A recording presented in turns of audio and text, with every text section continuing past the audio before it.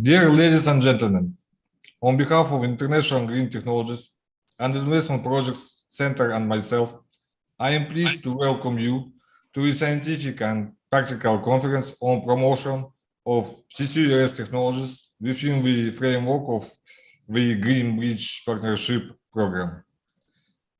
The Green Bridge Program has been approved as a tool for the transition to green economy at the United Nations platform.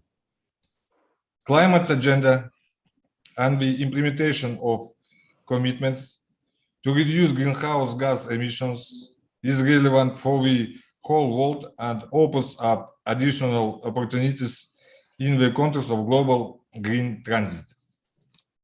Kazakhstan also set a goal to achieve carbon neutrality by 2060 and fulfill the commitments made under the Paris Agreement.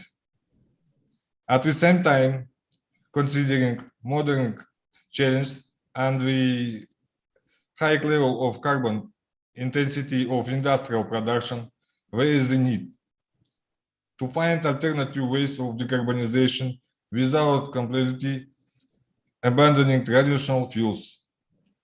Carbon capture, use and storage are recognized as key tools in decarbonization and addressing global climate change. The Center is a service operator of green technologies, and for the first time, in Kazakhstan holds a conference on CCUS technologies. The result of this event is the creation of an effective communication platform for discussing the development and implementation of carbon capture, storage, and use technologies. Now, the welcome speech is given to the head of cooperation of the European Union delegation in Kazakhstan, Mr. Johannes Steenberg-Madsen. Thank you very much. I hope you can hear me loud and clear. Dear participants, ladies and gentlemen, I am very pleased and honored hereby to welcome you on behalf of the EU delegation in Kazakhstan on the occasion of the conference organized within the framework of the Green Bridge Partnership Program. As you know, the EU is a global leader on climate action and green transition, in line with the EU strategy on Central Asia and the EU-Kazakhstan Enhanced Partnership and Cooperation Agreement. We are committed to support Kazakhstan in its effort to decarbonize the national economy and to fulfill its commitments to reduce greenhouse gas emissions under the Paris Agreement. We commend the country's ambition to achieve climate neutrality by 2060.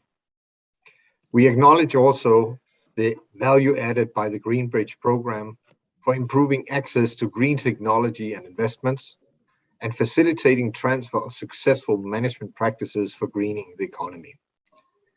The Green Bridge program is very much in line with the EU's own Green Deal and our new growth strategy to transform the EU into a modern, resource-efficient and competitive economy and to become the first climate-neutral continent by 2050. In the EU, we consider carbon capture, utilization and storage, CCUS, as one of the important elements of the climate policy and relevant strategies. A legal framework for the environmentally safe geological storage of CO2 to contribute to the fight against climate change was first established in 2009 when our directive on the geological storage of carbon dioxide was adopted. A year later, in 2010, the directive on industrial emissions was adopted.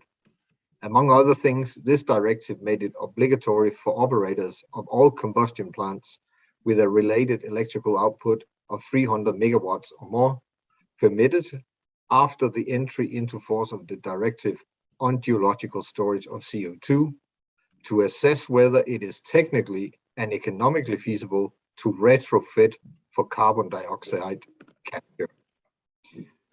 Implementation of CCUS is still work in progress.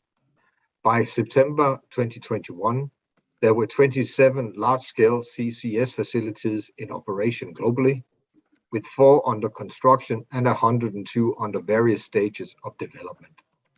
Today's worldwide operating capacity of CCS is close to 40 megatons CO2 per year.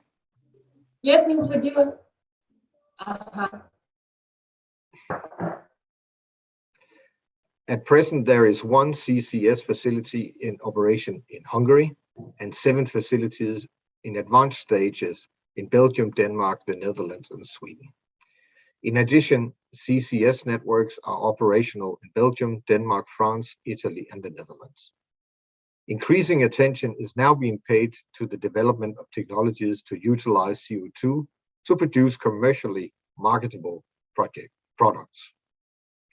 In addition, natural gas decarbonization seems to be a promising emerging technology, as 15 out of the 19 submitted long-term low-emission development strategies under the UN FCCC have included CCS. With time, we expect more extended efforts in this field. In 2019, an ambitious 3-year project funded by the EU was launched to support the development of low-carbon energy and industry in Southern and Eastern Europe. Scientists from 10 European countries are now working together to speed the development of CCUS technology, which will deliver significant cuts in emissions from industrial and power sectors. To promote the EU Green Deal in our external action and to approximate the national policies of our partner countries to EU standards, we rely on the expertise of our highly qualified experts who contribute to the building of the green bridge between Kazakhstan and the EU. I'm pleased that WeCoop's expert Vladislav Bisek is taking part in today's conference and can share his knowledge and experience in this area. In conclusion, let me wish you all fruitful work to accelerate the development and implementation of CCUS technologies. I hope today's conference will provide useful insights and inspiration for concrete action. Rahmet.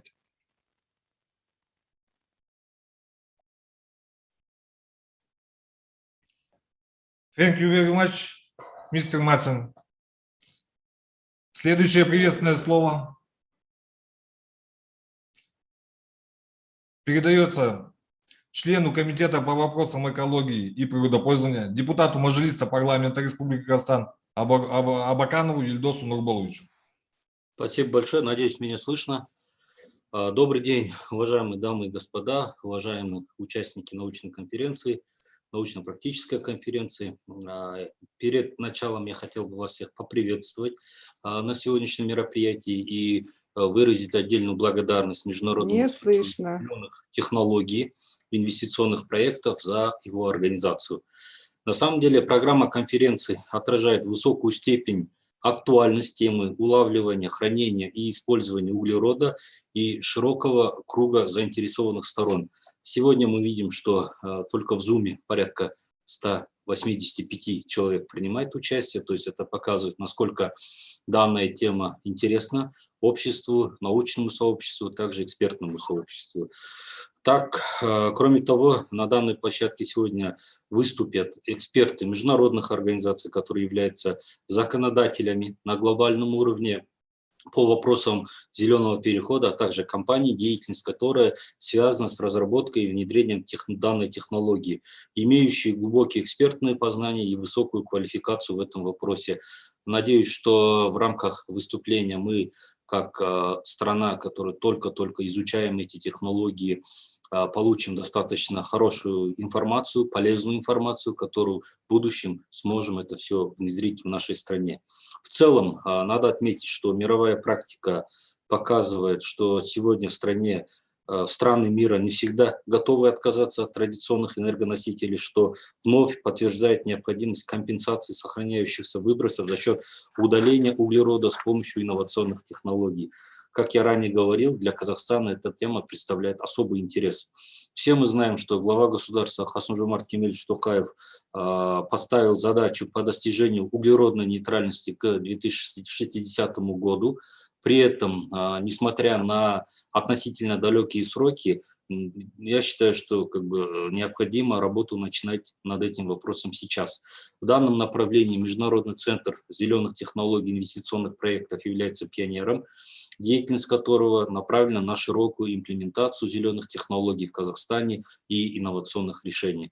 Со своей стороны хочу отметить, что парламент Республики Казахстан поддерживает курс главы государства, и мы готовы в соответствии с концепцией служащего государства обеспечить обсуждение предложений по законодательной поддержке внедрения таких технологий и при реальной необходимости их имплементации в законы Республики Казахстан. Я думаю, по итогам мероприятия будут подготовлены рекомендации, и с удовольствием с этими рекомендациями мы ознакомимся. Есть просьба направить рекомендации в Мажилис парламента для более глубокого изучения. В целом, всем желаю удачи, экспертам отдельно благодарны, что уделили внимание и поделитесь вашим опытом в данном направлении. Спасибо большое. Большое спасибо, Ербол Нурболович, за содержательную речь. Следующее слово предоставляется директору департамента климатической политики и зеленых технологий Министерства экологии, геологии и природных ресурсов Республики Казахстан Агабекову Олжасу Пернихановичу. Уважаемые дамы и господа, я рад поприветствовать вас на сегодняшнем мероприятии, посвященном технологиям улавливания, хранения и использования углерода, а также их продвижению в контексте программы партнерства «Зеленый мост». Как известно, изменение климата и его последствия несут в себе катастрофический характер, препятствуют устойчивому развитию и влияют на социальное и экономическое благополучие наших стран. Мы все чаще наблюдаем, как отступают ледники, сокращаются водные ресурсы, происходит деградация земель и опустынивание. В этом ключе Казахстан признает свою общую ответственность в достижении глобальной температурной цели, определенной в Парижском соглашении, несмотря на зависимость от природных ископаемых, составляющие основную долю экономического развития. Глава государства в своем послании в прошлом году поставил задачу достичь углеродной нейтральности к 2060 году. Также в прошлом году вступил в силу новый экологический кодекс Республики Казахстан, отразивший передовые мировые тенденции по развитию экологического законодательства. На сегодняшний день для страны важна активная позиция промышленности по достижению углеродной нейтральности и внедрение технологий, направленных на сокращение выбросов. В Казахстане определены четкие ориентиры на построение устойчивой и эффективной модели экономики, основанной на зеленом переходе, что может стать, в свою очередь, катализатором экономической трансформации. В то же время полный отказ от ископаемых видов топлива создаст сложности для национальной экономики. В 2060 году доля углеродной генерации, по нашим оценкам, должна составить менее 0,3% от текущего уровня в 69%, что довольно сложно в условиях зависимости экономики страны от потребления угля, в особенности для угледобывающих регионов. Резкоконтинентальный климат страны и суровые погодные условия создают дополнительные сложности для замены сложившейся исторической технологической базы угольных электростанций.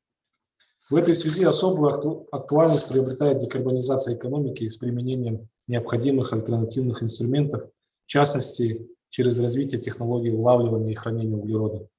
Казахстан, в свою очередь, заинтересован в сотрудничестве с международными финансовыми институтами и инвесторами с целью поиска технологических решений для разработки, хранения, транспортировки и коммерциализации технологий в области создания инфраструктуры для развития технологий CCUS. Мы надеемся, что предпринимаемые нами меры будут способствовать замедлению и смягчению последствий изменения климата для обеспечения экологической и энергетической безопасности региона. В заключение хотелось бы выразить благодарность Международному центру зеленых технологий за организацию подобного рода мероприятия. Учитывая роль в центре в целом в транзите, в развитии зеленых технологий, предлагаю рассмотреть центр как единую площадку и провайдера технологий CCUS в нашей стране. Благодарю за внимание. Всем плодотворного мероприятия. Спасибо. Большое спасибо, Ужас Михайлович, за оценку. И приветственную речь завершает исполнительный директор регионального экологического центра Центральной Азии Махмудов Зафар Хакимович. Уважаемые участники научно-практической конференции, я рад приветствовать вас от имени регионального экологического центра Центральной Азии. Хочу выразить благодарность от имени РЭЦа, Международному центру зеленых технологий, за приглашение на это мероприятие. РЭЦа высоко ценит инициативу НЦЗТ, особенно программу партнерства «Зеленый мост», которая направлена на развитие партнерства между странами Европы и Азии и Тихого океана в обеспечении устойчивого развития при поддержке ключевых международных институтов и частного сектора. Помимо этого, необходимо отметить, что переход к зеленой экономике и низкоуглеродному развитию – это сложный и многогранный процесс, требующий комплексных межсекторальных решений. И признавая важность продвижения и содействия обмену опытом, передовым опытом в областях, предоставляющих взаимный интерес, а также другие цели, направленные на улучшение климата и повышение осведомленности мирового сообщества об изменении климата в Центральной Азии, мы в прошлом году подписали с НЦЗТ соглашение о сотрудничестве и готовы оказать содействие в усилиях НЦЗТ, готовы предоставлять региональные площадки и платформы РЭЦа для продвижения вопросов зеленого развития и внедрения использования зеленых технологий на разных уровнях, не только в Казахстане, но и под лидерством Казахстана в остальных странах Центральной Азии. Хочу подчеркнуть, что с сентября прошлого года по февраль месяц этого года мы провели серию диалогов по вопросам зеленого роста и изменения климата в Узбекистане в формате круглого стола. И эта серия диалогов имела особое значение, поскольку они предваряют новый этап межсекторального, междисциплинарного сотрудничества по вопросам зеленой экономики. И теперь мы хотим провести, изучая опыт одной страны, мы хотим серию этих же диалогов провести и в других странах Центральной Азии, включая Казахстан. И целью проведения этих круглых столов было повышение осведомленности и усиление потенциала по продвижению к зеленой экономике и решению вопросов по изменению климата среди ключевых лиц, принимающих решения и заинтересованных сторон, уделяя особое внимание должностным лицам из ключевых министерств и ведомств. Мы расширяем возможности предоставления площадок для межгосударственного, межведомственного диалога на локальном, на национальном и международном уровнях. Как сегодня отметил представитель Министерства экологии, геологии и природных ресурсов Казахстана, господин Агабеков Ужас, разработка экологического кодекса в Республике Казахстан сейчас является предметом интереса всех стран Центральной Азии. РЭЦа также внес вклад в разработку этого экологического кодекса. С нашей помощью были разработаны 2 методики расчета эмиссий промышленными предприятиями стойких органических загрязнителей в окружающую среду и расчета выбросов загрязняющих веществ в атмосферу. Мы планируем в следующем месяце, в апреле, провести очередную 6-ю встречу представителей МИД и парламентариев стран Центральной Азии в городе Нур-Султан в Казахстане для изучения именно этого опыта Казахстана, так как я сказал, во многих вопросах по снижению выбросов лидирует Казахстан, есть много интереса со стороны соседних стран. Также будет обсужден вопрос и прогресс в совершенствовании законодательства и реализации климатической политики и в странах других Центральной Азии. Более того, хочу подчеркнуть, что в этом году, как и в прошлом году, РЭЦа планирует продолжить работу по усилению и значимости и видимости голоса стран Центральной Азии на таких международных площадках, как конференция сторон И в связи с этим РЦА работает над организацией очередного павильона на следующей конференции сторон, на 27-й конференции сторон, где будет усиливаться видимость национальных и региональных инициатив, обязательств и политик по сокращению выбросов и предотвращению климатического кризиса в регионе. Мы постараемся привлечь внимание широкого круга аудитории к Центральноазиатскому региону и ее вклад в выполнение Парижского соглашения. Я на этом тогда завершу. Я благодарю за внимание и желаю плодотворной работы. Уверен, что такие процессы должны реализовываться не только на национальном уровне, но под лидерством тех стран, которые уже внедряют эти процессы, должны и привлекаться соседние страны и реализовываться на региональном уровне. Я очень надеюсь, что эти процессы помогут ускорить процесс перехода к зеленому низкоуглеродному развитию в странах Центральной Азии. Благодарю за внимание. Спасибо, Зафар Хакимович, за поддержку. На этом вступительная часть завершается. Желаю всем плодотворной работы и успешного построения партнерства. Перед тем, как перейти к основной части программы, отмечу, что на онлайн-платформе мероприятия по технологиям CCUS запущен опрос, и прошу всех участников пройти его. Результаты опроса будут озвучены в завершающей части программы. На этом передаю слово модератору первой панельной сессии Конопьянову Чингизу Сержановичу. Dear friends, dear colleagues, thank you all for this great and wonderful welcome speech for our first in its kind CCUS conference, online conference. Today we will have 3 equally important and equally interesting sessions with panelists and those who joined us from across the globe, literally from all continents. It is also a great pleasure to welcome our first 4 panelists for my session, representing different backgrounds and expertise and experience, and they are eager to share their expertise with our audience. It is also a great pleasure to welcome lots of friends and colleagues from across Central Asia, and as Zafar rightly mentioned, in November in Glasgow, for the first ever time, we hosted jointly, CAREC and IGTIC, we jointly hosted first ever joint pavilion at COP, and it's just a start, and we do hope that we will see more and more events of mutual cooperation in the region and attracting more attention to this all significant issues.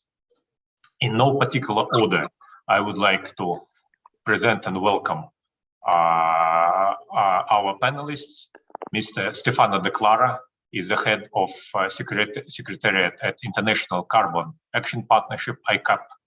He has significant expertise in the field of greenhouse gas emission system, both nationally and internationally. Stefano leads ICAP's work across the 3 pillars of technical dialogue, ETS knowledge sharing, and capacity building. Stefano, the floor is yours. Hi, and thank you for the introduction, and also thank you for the invite to be here. I hope you can hear me okay, and you can also see my screen in a second. I'm pulling up the presentation. So thank you all. It's a real honor to be here, and the topic couldn't be more current and important. So it's a pleasure to have the opportunity to talk about this with you. So this first presentation on the panel today will focus on the relationship between emission trading systems and net zero targets in the context of trading removals, and CCUS technologies, as we will see in the presentation, are a big and crucial part of this. Before I dive in, a quick word about ICAP. So ICAP is an international forum of 14 different national and subnational governments that get together to work together on the implementation of emission trading systems. So they do dialogue on emission trading systems, they do research and knowledge sharing, and they do capacity building, all related to emission trading systems worldwide. And emission trading systems are becoming and increasingly becoming a key tool to drive decarbonization and to reach net zero targets. And we've seen the growth and expansion of emission trading systems worldwide, including in Kazakhstan and many different countries around the world. And at the same time, an equal number of other countries are thinking about the implementation of emission trading systems in the near future. Against this background, we thought it was important to understand whether and how emission trading systems could have a role in incentivizing removals and negative emission technologies broadly, and CCUS technologies specifically. So we wanted to find out more about this issue. And last year, we did a study that looked at the potential of emission trading systems to incentivize removals technologies, including CCUS. Just as a quick note of context on the different options to reduce, avoid, and remove emissions that are out there. As you see on this graph, a key determinant is whether carbon is stored or not, and how carbon is stored. And depending on this, we classify the different technologies and different methods as avoided emissions, as emission reductions, and as carbon removals. And depending on how CCS and CCU are applied, they can either be on the emission reduction side. So for example, when CCS is applied to industrial facilities, or for example, when it's applied to fossil fuel power plant, or CCUS can be classified as carbon removals when, for example, they are coupled with direct air capture technologies, such as in DACs, or when they're coupled with biomass energy, such as in BECCS. And this is just to say that CCS can be framed in different contexts for these purposes. And so far, what you have now in almost all the different emission trading systems around the world is that you have an ETS, so a market for allowance, and a market for removals where, for example, also removals units, including CCS, can be sold. And the two things are separate in probably 99% of the cases. And in the market for removals, you have a different set of buyers that can range from governments to private citizens and firms in the voluntary market, and in some cases under mandatory markets as well. And the key difference between the two systems is that under an ETS, you trade allowances to emit 1 ton of CO2. The government is issuing the allowances, and covered entities will have to buy allowances to comply with their obligation. And those of you familiar with the Kazakhstan ETS will be really familiar with this model. In the market for removal, instead, you have certificates or carbon credit that certify and quantify 1 ton of CO2 that has been removed permanently from the atmosphere. Many different project developers and operators of negative emission technologies can supply those credits. And again, those credits and those units can be bought by governments or private citizen firms, either in a voluntary or in a mandatory way. So while the two things are separate for the time being, we wanted to understand what was the potential for emission trading systems to act as a way to stimulate the uptake of removal technologies as a whole, and including CCUS more specifically. So we came up with 4 different models for whether and how emission trading systems could be a way to incentivize negative emission technologies. And the different models are different ways to configure the two system, all the way from model A, which represents a disconnected market. So this is basically the situation you have today in the vast majority of cases, where you have an ETS that operates on one side, a market for removal on the other side, but the two things are not interconnected. And the main disadvantage of this model is that the emission trading system does not create any demand for removal units, or does not create any demand for CCUS, for example, because the two things are separate, and CCUS or other removal units will need to rely on other forms of incentives or policies to basically be profitable. The second option, moving towards a more integrated market, would be to think about a connection between the two markets with the role of a government that would basically act as a middleman. So, for example, the government could buy and procure removal units. So, for example, coming from BECS or from DACs, and then make them available to covered entities. The advantage of this model is that the government could control the inflow of removal units. Under this model, the ETS does start to create demand for removal units. And the government can act as an entity that bridges the price gap between the ETS prices and the prices needed to make, for example, CCUS profitable. And we know that as of today, the price of allowances in most emission trading systems and the carbon prices that would be needed to make CCUS profitable are still very different, and there is still a price differential between them. So under this model, for example, the government could implement carbon contract for differences or other policy tools to support the development of CCUS, and then the demand for those units would still come from the ETS. Again, moving towards a greater level of integration, you get to model C, which is connected with restrictions, meaning that the government no longer is a middleman between the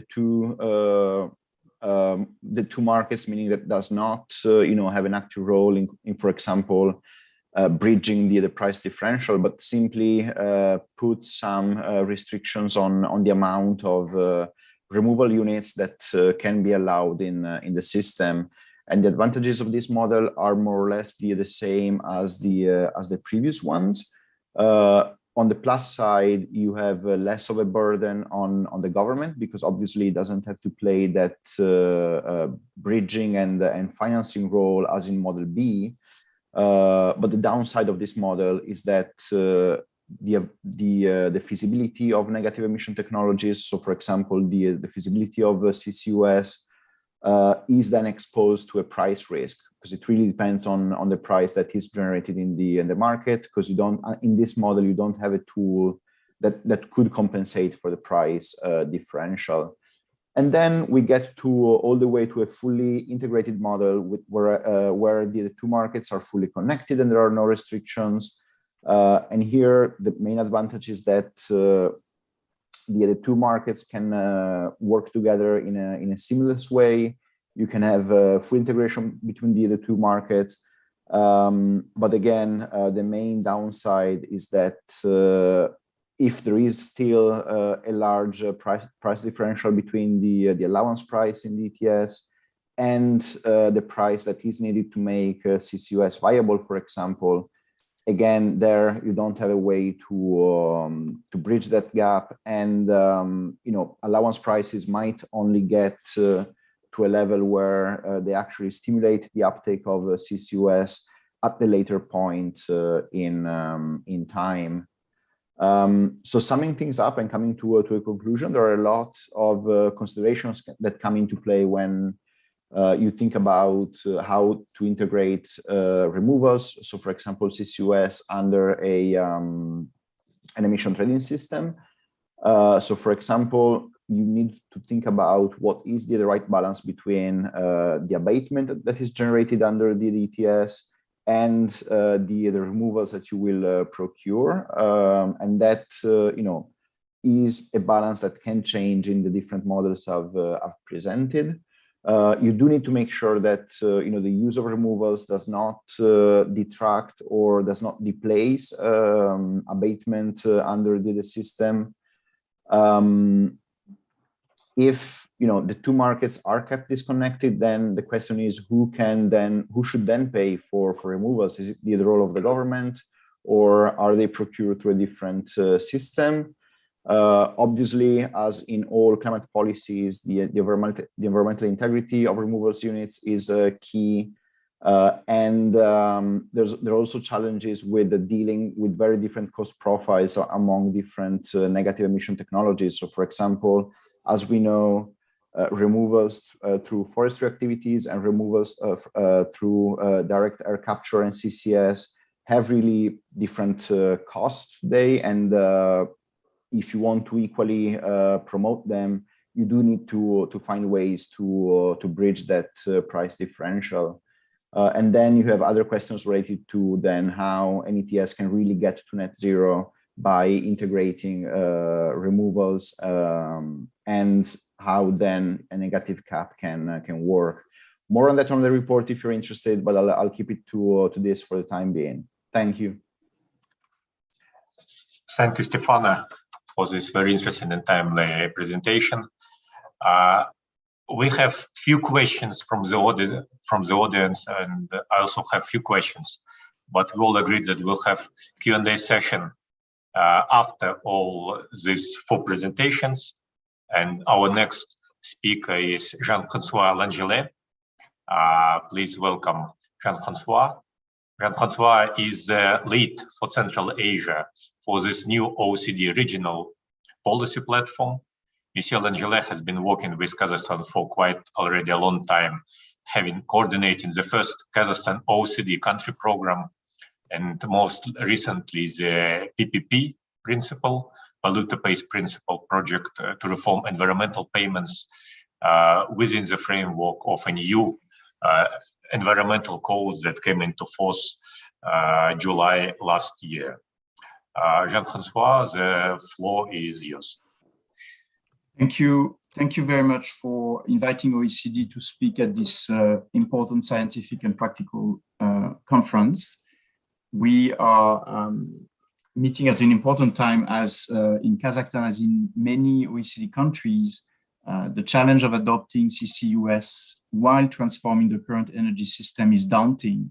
As Johannes Steinbach-Madsen from the EU delegation has mentioned, it is very much work in progress.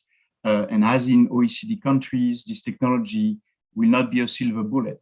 It will be a bridge technology. It will not be a substitute, and it will have to be implemented with other efforts, notably coal phase out and related fossil fuel subsidy reforms. And we know that it is not a simple task, easier said than done, as we all know, particularly with the recent events in Kazakhstan. We know as well that right now, coal plus CCS is still far more expensive than renewable, and not to mention that there are some losses in energy efficiencies when using CCS with on a CFP, for instance. But that said, as it was mentioned by Olcas Agabekov from the Ministry of Ecology, Geology and Natural Resources, the model, the least cost pathway model that have been developed by our colleagues from GIZ towards carbon neutrality last year are very clear. There will be 2.9 million tons of CO2 that will have to be captured per year between 2022 and 2040. And by 2040, it would mean an installed capacity of about 1.5 times the current worldwide operating capacity. And I think my colleague from the IEA will get back to that. But we all know that to put our energy system on track for this net zero target, CCUS will be essential, particularly for industries, alongside efforts on energy efficiency and a shift to hybrid fuel. But that said, Kazakhstan is not alone to try and seize these opportunities worldwide. And how can Kazakhstan, in a nutshell, and where can Kazakhstan compete on a global scale to attract those pilot projects to apply this technology? And I think it's fundamental to go back to some of the basics. In the first instances, what is clear is that the government, the private sector will have to partner, contract, and procure those first CCUS projects. And Stefano mentioned already some mechanism. Today, the CCUS development has largely been undertaken by major oil and gas companies that are already present in Kazakhstan. This needs no explanation given their carbon footprint reduction strategy, but as well their technology stack and their experience in managing complex technical projects as they've been doing in the country. So furthering this cooperation with the IOC will be essential, and that goes along the improvement of the overall investment climate, alongside having a whole of government approach to some policies underpinning local development, local content, support to research and development and demonstration projects. I mean, those challenges are very well known. I think they've been extensively documented, including by the OECD. We published an OECD Innovation Policy Review of Kazakhstan, which contains a lot of recommendations that are fit for purpose in the context of CCUS application. So I won't dwell too much on this, just to again remind us all that those reforms are more pressing than ever.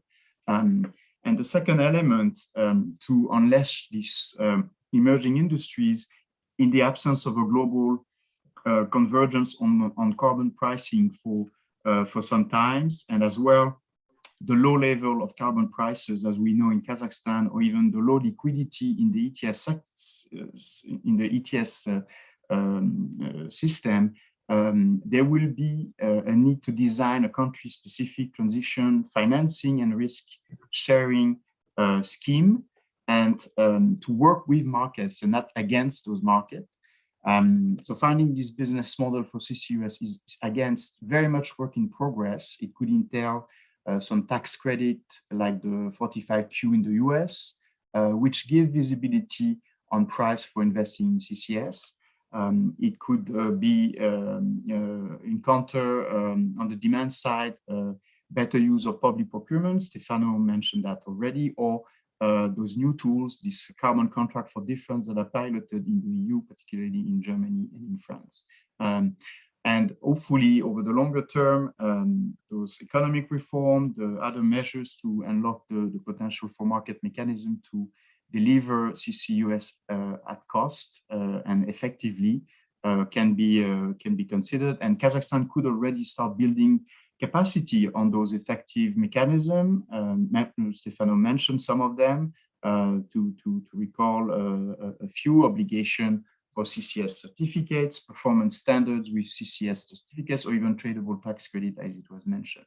The second area is really around access to data and data on storage potential.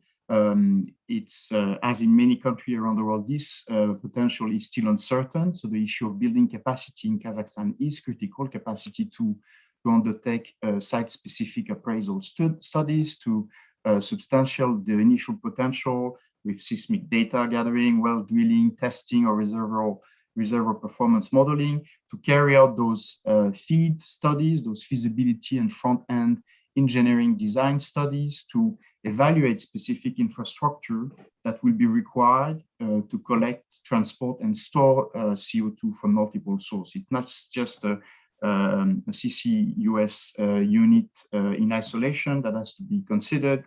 It's a whole system thinking that needs to be put in place. And this holds true as well for capacity to conform with ISO 27914 standards. The third area I want to touch upon is really around making sure that Kazakhstan regulatory framework is competitive to attract those CCUS demonstration projects.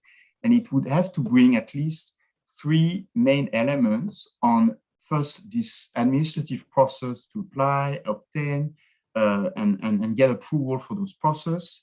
There's no single or integrated framework as yet in Kazakhstan. There's a good foundation is the fact that CCUS or CCS has been included in the green taxonomy, but much more work will need to be done to translate this into a comprehensive framework across all aspects of the project in terms of design, the capture, the storage, the closure, the monitoring, and as well the liability regime for potential accidental release of stored CO2. The second element is really, as included in the new Eco Code, the ability to provide for the appropriate seating of those projects with the use of SCA and EIA as it is planned in the new environmental code and currently being piloted, but not yet for those CCUS projects. And the third element is really about making sure that those projects secure social acceptance with meaningful and effective stakeholder consultation. And in this context, Kazakhstan is not starting from nowhere. Kazakhstan is party to the UNEC Aarhus Convention on Access to Information, but continuing those efforts to remove inconsistency between the national legislation and the obligation arising for this from this convention is even more pressing than before. So to close, as you can see, establishing an integrated investment, regulatory, and socially accepted framework for CCUS project is quite a tall order. As in many countries around the world, again, we're still in an experimental phase. It will be experimental, it will be urgent, and it will require a balancing act with many other competing priorities that Kazakhstan has as it unveils its strategy and implements its strategy towards carbon neutrality within a mix of portfolio of mitigation adaptation solution. And no one has ever done it before, even within the OECD membership. There's no established best practices, there's no blueprint for success, but we're really keen to continue to exchange. So I really welcome this new platform under the Green Bridge Partnership Program and IGTIC. And as it was mentioned, we are really pleased to, as OECD, to have this new tool, this sustainable infrastructure program in Asia. It's a 4-year initiative that is starting, funded by Germany, and it will be really about helping Kazakhstan build capacity to develop sustainable infrastructure, and particularly in the area of CCUS, and why not contribute to the formulation of a CCUS roadmap. So I'll leave it here, and thank you again for your attention. Merci beaucoup, Jean-François. Thank you, Jean-François. And Kazakhstan OECD partnership in this specific sphere, I hope and I think will be of great interest for our broader partners in Central Asia. And I do believe that our colleagues and friends from Central Asia can benefit from a number of pilot projects we're already having with OECD. And our next speaker is from Australia, and she has significant background in coal industry, and we already have some questions in our chat on coal industry and its importance to Kazakhstan. But again, we'll have all the Q&A sessions later after all the panels. And our next speaker, next panelist is Samantha Mccolluck, who is the head of a CCUS unit in the Paris-based International Energy Agency. Samantha's team provides leading analysis and insights on the development and deployment of carbon capture, utilization, and storage technologies. And prior to joining the agency, Samantha was the policy director of the Australian Coal Association and held various positions in the Australian government, working on coal policy, energy market reform, and energy security policy. And again, we do have lots of in common, and I do believe that your presentation will be of great interest. And Samantha, the floor is yours. Well, thank you so much for that introduction, and thank you so much for the opportunity to be here today. I'm really very appreciative of being able to share some IEA insights into the role of CCUS in net zero pathways, and also to provide a sense of some recent global developments. Let me just get my presentation up. Hopefully you can see this okay.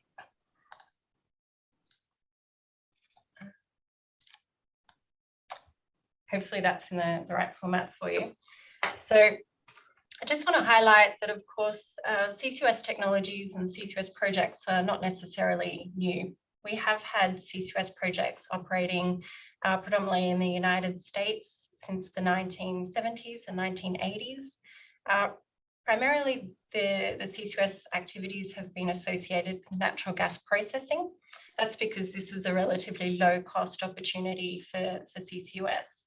But you can see that over time, we've developed a more diverse portfolio of projects that are currently operating. So today we have CCUS applied to commercial facilities that are producing hydrogen, that are producing power generation, chemicals, fertilizers, bioethanol, for example. And you can also see that although overall CCUS deployment really hasn't quite met expectations, there has been significant progress just in the last decade or since 2010 with a tripling of the amount of CO2 that's being captured. So as we already heard today, the operating projects around the world have potential, have capacity to capture more than 40 million tons of CO2 each year. Looking more at the investment interest and the pipeline of projects here, I'm showing you. Sorry, Samantha, can you please squeeze your screen or squeeze your presentation because we cannot see the left part? Yes, perfect. Thank you. Can you see now? Yep, perfect. Okay. So I'll go back. Did you see that? So that was the screen in case you're missing it. Okay, and looking at the pipeline of projects that are in development, there has been interest in developing CCUS projects for some time. You can see the operating projects are in the light blue, and there's been a steady increase in operating projects over time. But overall, the interest in investing in CCUS projects and the number of projects in development really has declined between 2012 and 2017. And we just started seeing an uptick in interest from 2018. But I want to particularly highlight the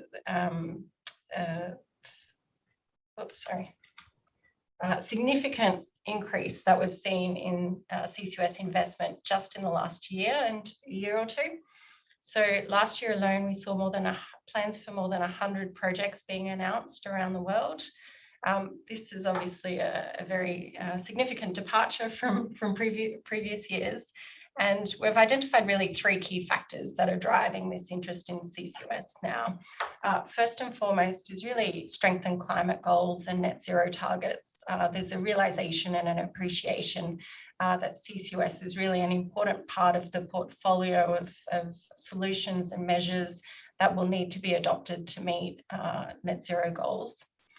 Secondly, we've seen an improved investment environment in several regions, particularly in the United States. There's already been mention of the 45Q tax credit, which provides currently $50 per ton of CO2 stored, or $35 per ton for CO2 used in enhanced oil recovery.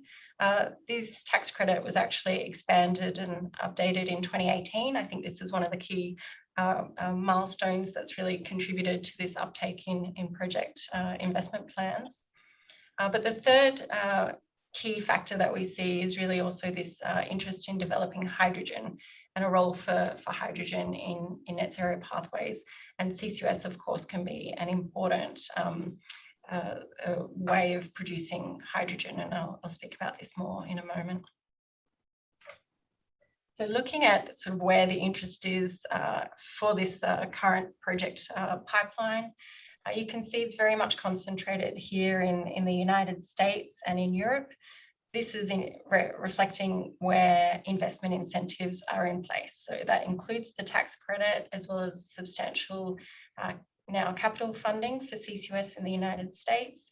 but also in Europe, we're seeing higher emissions trading or carbon pricing, as well as targeted support from countries like Norway, the Netherlands, for example, to invest in CCUS projects. And in terms of where CCUS is being deployed, I think often we talk about CCUS as though it's a coal technology or it's a coal-fired power technology or just a power technology, but of course it has a range of applications. So in terms of the projects that are coming forward, many of them are actually in the industrial sector, so cement, steel, chemicals, for example. There's significant interest in hydrogen that I've already mentioned, so this is driving a lot of project interest. As well as new technologies such as direct air capture. So touching now on how we see the role of CCUS in net zero pathways, last year the IEA released a detailed roadmap for the global energy sector to reach net zero by 2050. In this roadmap, CCUS plays a very important and diverse role as part of a range of solutions. So we see CCUS growing from this sort of 40 million tonnes of CO2 being captured each year to more than 7.6 billion tonnes by 2050. So a very significant scale up. And why do we see this significant role for CCUS? There are really four key roles for the technology. First is retrofitting existing power and industrial plants. Recognizing that much of our power or industrial assets and infrastructure are really only recently being built. And for these young assets, retrofitting CCUS can be an important solution to enable the assets to continue to operate and contribute to energy security, contribute to economic development goals, but in a way that's consistent with climate targets. The second key role is in industrial applications, where CCUS is one of either limited or is the only solution for deep decarbonisation.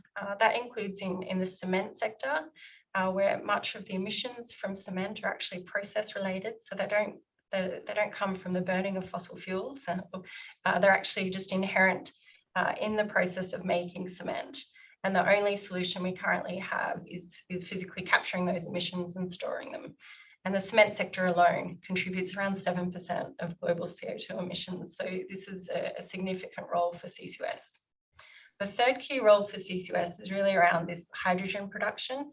It can be a least cost pathway to really scale up the availability of low carbon hydrogen production, which we of course also see as playing an important role in terms of future energy systems.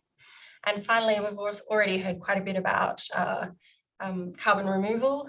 So CCUS technologies really underpin these technology-based approaches to carbon removal through direct air capture with storage and bioenergy with storage.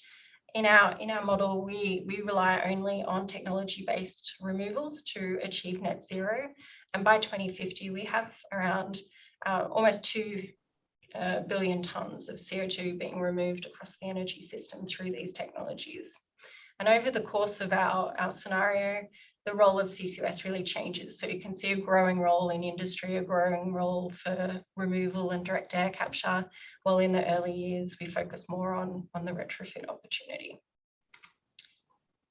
I want to just touch on the cost aspect of CCUS and highlight that in our analysis, CCUS is part of a least cost pathway to achieving net zero. And there's no one particular cost for CCUS. So we often hear CCUS is very expensive, but there are a range of costs because there are a range of applications for CCUS.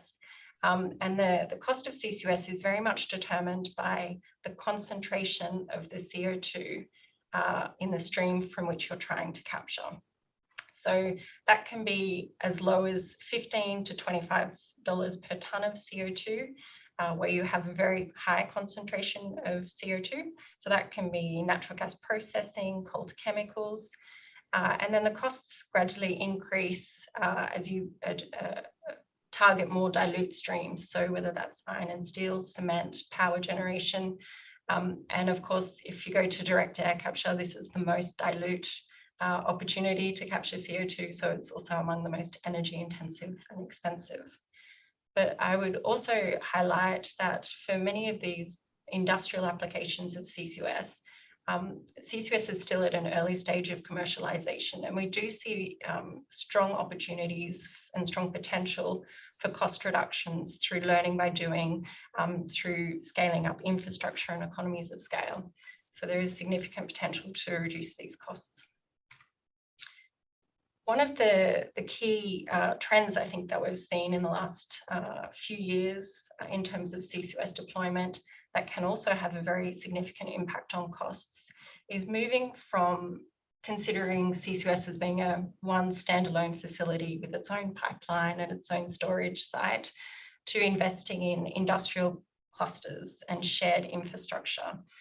This is what we're seeing as the preferred deployment model, particularly in Europe, but definitely in other areas around the world.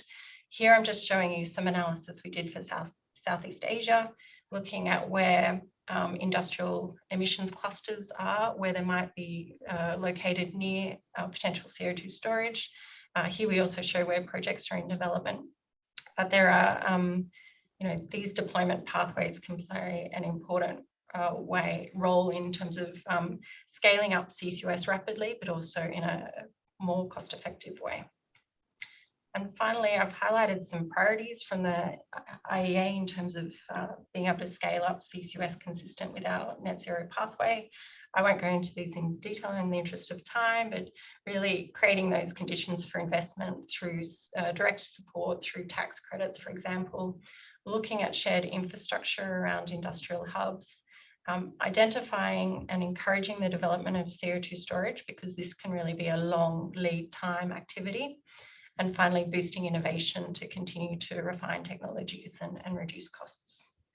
And so with that, I'll leave it there and happy to take questions later. Thank you. Well, thank you, Samantha. And your presentation did answer a number of questions we already had in our chat room, but it also evoked a number of more questions, and we'll be happy to discuss them later after our last but not least panelist, last but not least presentation, Mr. Woojin Lee. Mr. Woojin Lee has significant experience in scientific work in the field of green energy environmental engineering. Currently, he's studying the issue of carbon sequestration in Kazakhstan as part of the activities of Nazarbayev University Laboratory for Research of the Green Energy Field. Of, again, Astana National Laboratory of Nazarbayev University. So Mr. Woojin Lee is based here in Nur Sultan. So the floor is yours. Yes, we can see you. Thanks, Chairman. I'd like to share. Sorry, I misled the audience. I told them that you're in Astana, but it seems that you're somewhere in Mars. Okay. Oh yes, the floor is yours. Can you see this? Okay. Yes. All right, good. Well, I think all of the three speakers actually talk about the necessity of the CCUS. I'm very happy with that. I'm in academia and doing research work for CCUS, and talking to the industry and government, we need CCUS technology development in Kazakhstan. So today I'd like to show you some experimental and simulation results, what we are doing in academia in Kazakhstan for the development of CCUS technology. This is not specific, but brief. Anyway, everybody knows that this graph is quite, interesting. So Kazakhstan, the total greenhouse gas CO2 emission, it is blue. And then, as you can see, Kazakhstan already ratified the Paris Agreement in 2016. So we need to reduce the emission of CO2, greenhouse gas. Interestingly, you can see the yellow line here, which is nationally determined contribution 15. And red line is NDC 25. As you can see, Kazakhstan already exceeded NDC 25 2011. And for the NDC 15, it is 2016. So we need to do something, unless we need to pay. So I actually joined Nazarbayev University 4 years ago. I have done this research topic in Korea and United States. So most of the CCUS at that time back then, it was mostly marine carbon sequestration. Well, anyway, we can just simply disintegrate our carbon capture and storage portion and the carbon utilization portion simply. So carbon utilization, it has been done in chemical engineering field, carbonation and conversion of the CO2 to useful chemicals. Well, even 100 years ago, the chemical engineer, chemist already have been done for this one. But problem is we cannot actually convert all of CO2 produced, emitted on the earth. So we should do carbon capture and storage. So as you know, we can capture the CO2 from the industry. And then we also need to transport, just to capture and transport it to the storage site. Well, Kazakhstan, there is a good storage capacity site in West, and there is industry, eastern part. So transportation technology is also important. And finally, there is CO2 stored permanently in proper geological formation. So the marine sequestration is not that good idea in Kazakhstan. So mostly Western Kazakhstan, empty oil well might be a good target for the CCUS business. So our research group and my colleague in Nazarbayev University working, investigating the possibilities. So here we just divided by 4 sections. The first one, we just want to estimate the CO2 storage capacity in Kazakhstan. And then we want to estimate the quantity, quantifying the CO2 storage capacity in Western Kazakhstan oil field. And then we just take some sample from that site and then do some simulation. So what's going on over there? So how the CO2 sequestration change the geological formation. So we want to simulate, we want to do some, conduct the experimental verification so that the CO2 sequestration is safe in Kazakhstan. So using experimental task, verification, and also computation simulation. And then there is one interesting stuff in Kazakhstan. There is empty oil well everywhere. So you may heard about the enhanced oil recovery. So instead of the gas or water, if we can inject CO2, it could be kind of both satisfy both objectives. So sequester safely CO2 greenhouse gas and also EOR case. So we just check it out. This CO2 EOR process is sustainable and good enough for the our CCUS strategy. So we conducted LCA LCA for the feasibility of this CO2 EOR in Kazakhstan. And also, we did some carbonation. That is one part of the CO2 utilization.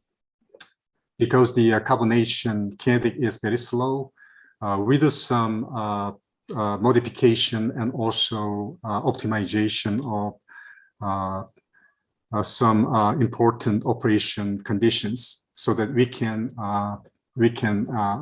develop the enhanced carbonation process for the CO2 sequestration. I just briefly talk about the some relevant results we have done. So for the storage capacity, we just check 6 sedimentary basins in Kazakhstan. We evaluated this basin by 15 criteria with 3 categories: storage safety, capacity, and feasibility. And also 100 major industrial CO2 sources actually considered, mostly 6 industrial sectors in Kazakhstan: power, oil, gas, metallurgy, chemical industry, mining, construction. So here, what you can find is the Caspian Basin is the most suitable for CO2 storage, the highest. And then in the order of Mangi-Shekelak and South Torgai, and the Ust-Turt basins. The estimated storage capacity of this basin in Kazakhstan is almost 539 gigaton. The current annual greenhouse gas emission of Kazakhstan, which is 400 megaton. So based on this emission rate, Kazakhstan has almost the 1,400 years of CO2 storage capacity. So which means Kazakhstan is a wonderful place for CO2 storage. Here, this is kind of simulation of the CO2 injection into Western Kazakhstan site. So here we inject, and there should be some reaction by the CO2. So the CO2 carbonic acid can dissolve the minerals in that geological formation, and then another minerals can be formed. And also porosity and the permeability change, and the fate of CO2 can be changed. So it could significantly influence the storage of CO2. So we actually do this using some samples in laboratory, using the some experimental system, core plotting system, and also we are using some geochemical and hydrogeological softwares. So here, the main research objective is identify mineralogical alteration and investigate the reaction mechanism, and also determine the change in porosity, which related to the fate of CO2, and calculate supercritical CO2 amount injected. We just choose one popular reservoir, Ibayati reservoir in Caspian Basin. So we are using all of these samples, and we actually take out some important parameters using this experimental setup. And then what we have done so far for the assay of CO2 in Kazakhstan, this is quite interesting. Many countries actually doing CO2 including Saudi Arabia and the United States. So EOR usually increase oil recovery from not right now 30 to 35% to 50 to 60%. They usually inject water gases, but we just want to change it by CO2. So one good thing for CO2 is, well, it could be stored as for the CO2 sequestration, but CO2 act as a solvent and reduce oil viscosity. So oil move easily to the production well, which means it could enhance oil recovery. And also the CO2 used for this CO2 it can be captured from industry. So this is how we estimate using LCA scheme. So here upstream and downstream and the CO2 so we just calculate from upstream cradle to gate. The CO2 emission is almost 180 kilogram, and also downstream 472. And from the gate to gate CO2 process 117. So the total net greenhouse gas emission is almost 700 kilogram. But if we just offset by the electricity displacement, we can reduce it by 306 kilograms. So you can see here, if you are just using LCA and calculate the COTUR usable case,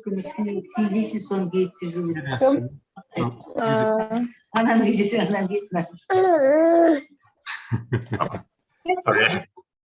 All right. So you have literally 1 minute left. Okay, good. So the common emission is 500.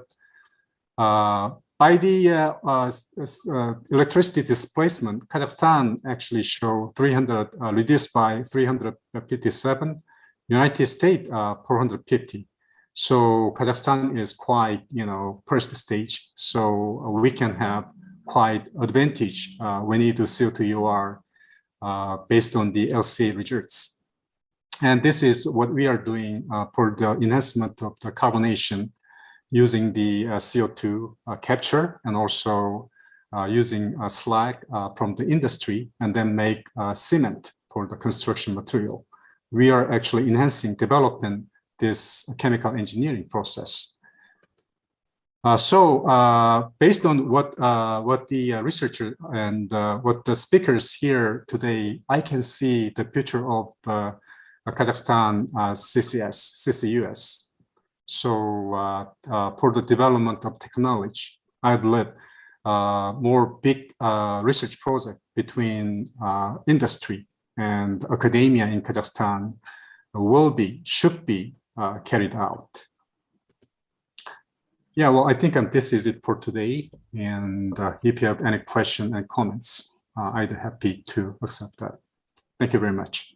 Well, thank you, Mr. Lee, for very elaborate and interesting and positive, optimistic presentation with all these technical layouts. And it also answered a number of questions we had in the chat. Unfortunately, we do not have enough time to answer all the questions, but IGTIC team is carefully recording all the questions, and you will get most of the answers either online or on our platform. And again, it's the first but not the last event on this topic. I have one question for all our panelists. Can you please share some ideas and expectations how we can enhance regional cooperation and share global and Kazakhstan experience in the region for CCUS projects? Well, in no particular order, maybe we can start with Jean-François.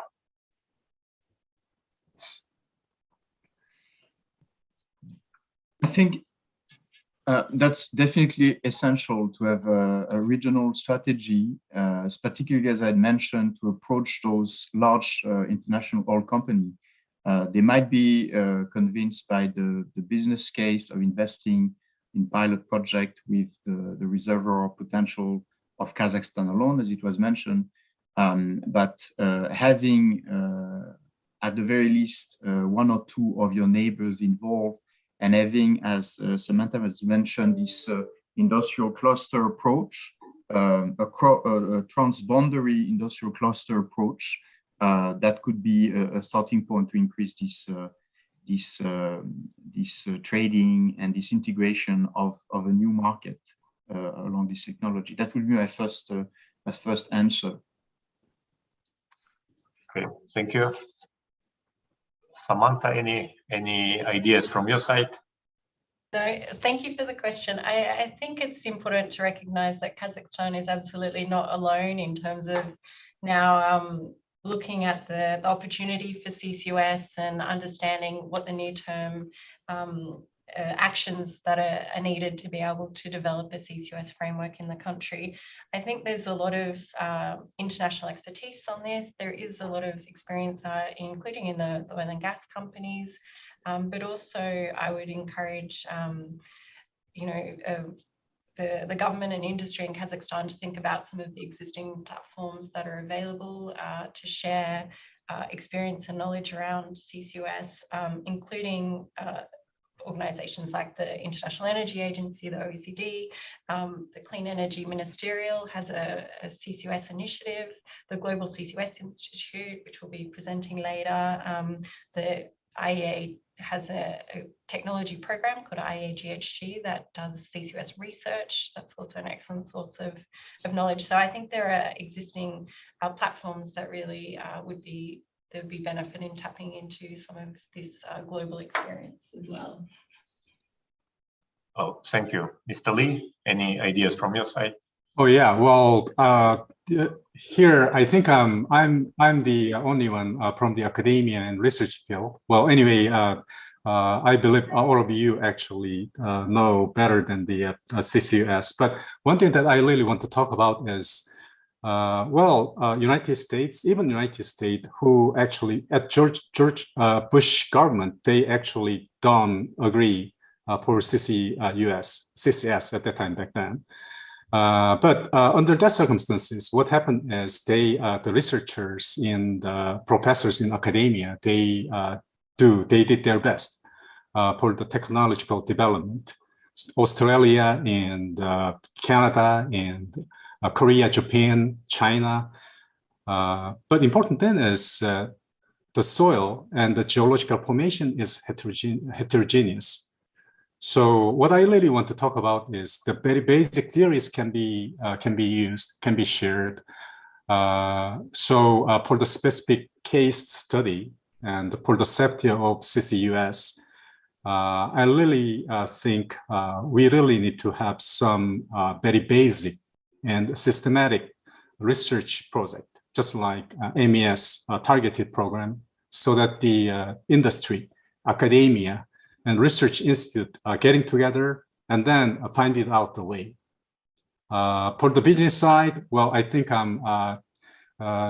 those speakers actually explained very well. But for the sharing the idea, Kazakhstan is now at the starting point. So we believe, here we definitely need more research work and collaboration among the industry and also research field. Well, thank you all for all the insights and for your wonderful presentations. Unfortunately, again, we are not able to answer all the questions, but our team, IGTIC team, will assemble all the questions, and you, dear friends, you will get most of the answers later on our platform, as well as I see some technical questions, and I'm pretty much sure that some of these questions will be answered during the next second or third panels. With this, I would like to thank all our wonderful panelists for being with us, and I'm giving floor to a good friend of mine, Mr. Dusem Kadirbayev, to moderate our second panel session. Thank you. Thank you. Yes, Cengiz, thank you very much. Dear speakers, thank you very much for very interesting presentations. Although I think it's still at very early stages of project assessment, probably. And also thank you for the very vivid discussion in the chat. I mean, lots of questions, viable, correctly asked, and still waiting for the answers. So as we've seen today, Kazakhstan is only considering the how to implement CCUS technologies in practical terms, but we have on our panel Mr. Daiji Tanase, who was with the demonstration project of Tokamai CCS in Japan since its beginning in 2011, and I would ask Tanase-san to present your case and to probably explain how we should start here in Kazakhstan with the demonstration project and how we can move on to the industrial large-scale CCUS projects here in Kazakhstan. Thank you. Thank you very much. Tanase-san, the floor is yours. Yeah, Toshima-san, thank you very much for a kind introduction. I will share my slide.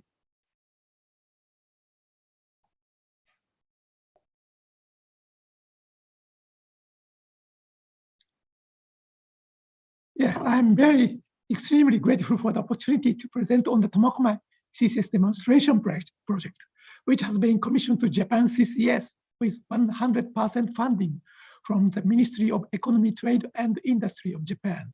This photo is a wellhead of the injection well of our project. We have 2 injection wells. Oh,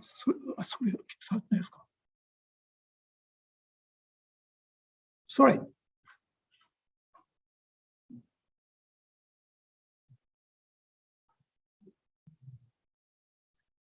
Can you see my slide? Yes, fine. Oh, okay. I'm very sorry. Anyway, my name is Daiji Tarase with Japan CCS.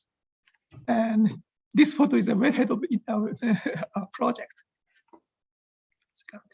This is outline of my presentation, overview, reservoirs and injection and monitoring facilities, key results and summary. Overview of the project. The upper right photo is the Tomokomai city. And it's a, sorry, just, oh, upper right photo is the Tomokomai city, a large city in Hokkaido Island with a population of 170,000, about 800 kilometers to the north of Tokyo. Tomokomai is a port city and industrial city and a fishery city. The outer harbor of the Tomokomai port is the CO2 reservoir area of the project. The white circle in the photograph indicate the our offshore storage site. This is the scheme of the Tomokomai project. The CO2 source for the project is a hydrogen production unit in an existing oil refinery. There, hydrogen is produced by a PSA process, and a portion of PSA off-gas containing CO2 is sent to the adjacent CO2 capture facility by a 1.4 kilometers pipeline. After capture and compression, the CO2 is injected into 2 offshore subsurface reservoirs. The sandstone layer of the lower quaternary Moebius formation of about 1 kilometer deep below the seabed, and the volcanic and volcaniclastic rock layers of the Miocene Takinoue formation of about 2.4 kilometers deep. The project was launched in 2012, and it took 4 years for construction. CO2 was injected over 3 years and 8 months. In November 2019, we completed 300,000 tons of CO2 injection. This is a bird's-eye view of the capture and injection facilities. Blue arrows show the flow of PSA off-gas coming from the refinery, the capture facility with 3 towers, and the red arrows of the captured CO2 to the injection wells. Next was the reservoirs and injection and monitoring facilities. This is a geological cross-section from land to sea, which indicate the locational relationship between deviated injection wells, red lines, and reservoirs and cap rocks. The left is a diagram of the injection well for the Moebius formation. The drill depth is 3.6 kilometers. The maximum inclination is 83 degrees. The right is a diagram of the injection well for the Takinoue formation. The drill depth is 5.8 kilometers, and the maximum inclination is 72 degrees. The injection interval of the both injection wells are completed with slotted liners longer than 1 kilometer. This is a layout of the monitoring facilities from view. The red lines are injection wells. Green circles are observation wells named OB1, OB2, and OB3. The gray line is an ocean bottom cable, OBC, of 3.6 kilometers length on the seafloor. The orange symbols are 4 ocean bottom seismometers, OBS, on the seafloor. One onshore seismic station, a yellow square, was placed in the western area of Tomokomai city. The white 6 kilometer square is the microseismicity monitoring area, where we observe seismicity intensively. This figure is a schematic diagram showing the deployment of various sensors. The 2 injection wells, red lines, are equipped with downhole pressure and temperature sensors. The 3 observation wells, green lines, are equipped with downhole pressure and temperature sensors, and 11 seismic sensors in total. A line of OBC, a gray horizontal line, is equipped with 72 seismic sensors. Next are key results. This slide shows the injection records of the Moebets formation left and the Takinoue formation right. 300,000 tons of CO2 was injected into the Moebets formation. Sandstone layers of very good injectivity. The red line is the injection rate. Black line is cumulative injection. And the blue line is bottom hole pressure near the reservoir. The maximum bottom hole pressure recorded during the injection were much lower than the upper limit pressure to avoid damage to the overlying cap rock, indicating that the injection into the Moebets formation went very smoothly. On the other hand, the injectivity of the Takinoue formation, volcanic rock layers, was found to be very poor. The pressure buildup was very fast during CO2 injection, and only 98 tons of CO2 was injected. After the baseline 2D and 3D surveys, we have conducted 5 monitor surveys in total, which was a combination of 2D, 3D, and 2D plus mini 3D surveys. Red line in the bottom graph shows the cumulative CO2 injection, and the pink rectangles show the terms of the data acquisition. In the second, third, fourth, and fifth monitor survey, anomalies of the RMS amplitude difference of reflected waves are detected, indicating evolution of CO2 plume from 65,000 tons to 300,000 tons of CO2 injection. This slide is plan view. We can see anomalies evolution along the red lines, indicating the trace of the injection well. This slide shows the results of seismicity monitoring in the microseismicity monitoring area of 6 kilometers square from February 2015 to February 2022. 3D view of hypocenters, list of events, and histogram of events. 9 events were detected prior to the startup of CO2 injection. 3 events during the CO2 injection. 3 events after the CO2 injection.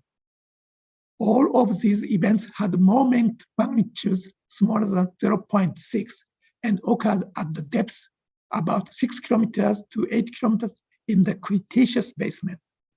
The big earthquake of a moment magnitude 6.6 occurred 2018 and named 2018 Hokkaido Eastern Iburi earthquake. The hypocenter was 47 kilometers from the injection area, but no seismic activity was detected before or after this earthquake in the microseismicity monitoring area. In Japan, subseabed CO2 storage is governed by the Act for the Prevention of Marine Pollution under the jurisdiction of the Ministry of the Environment. In accordance with this law, we are conducting seasonal marine environmental surveys prior to, during, and after CO2 injection. Data is collected at 12 survey points above and surrounding CO2 injection points. Chemical and physical measurements of seawater and plankton and benthos observation are conducted. The red line in the figure on the right are the threshold line based on the relationship between partial pressure of CO2 and dissolved oxygen by the seawater chemical measurements. In case of exceedance, I'm sorry, you have 1 minute left. In case of the exceedance of over the threshold line, we are required to conduct a side-scan sonar survey for above detection, pH sensor survey, and chemical remeasurement of the seawater as follow-up surveys.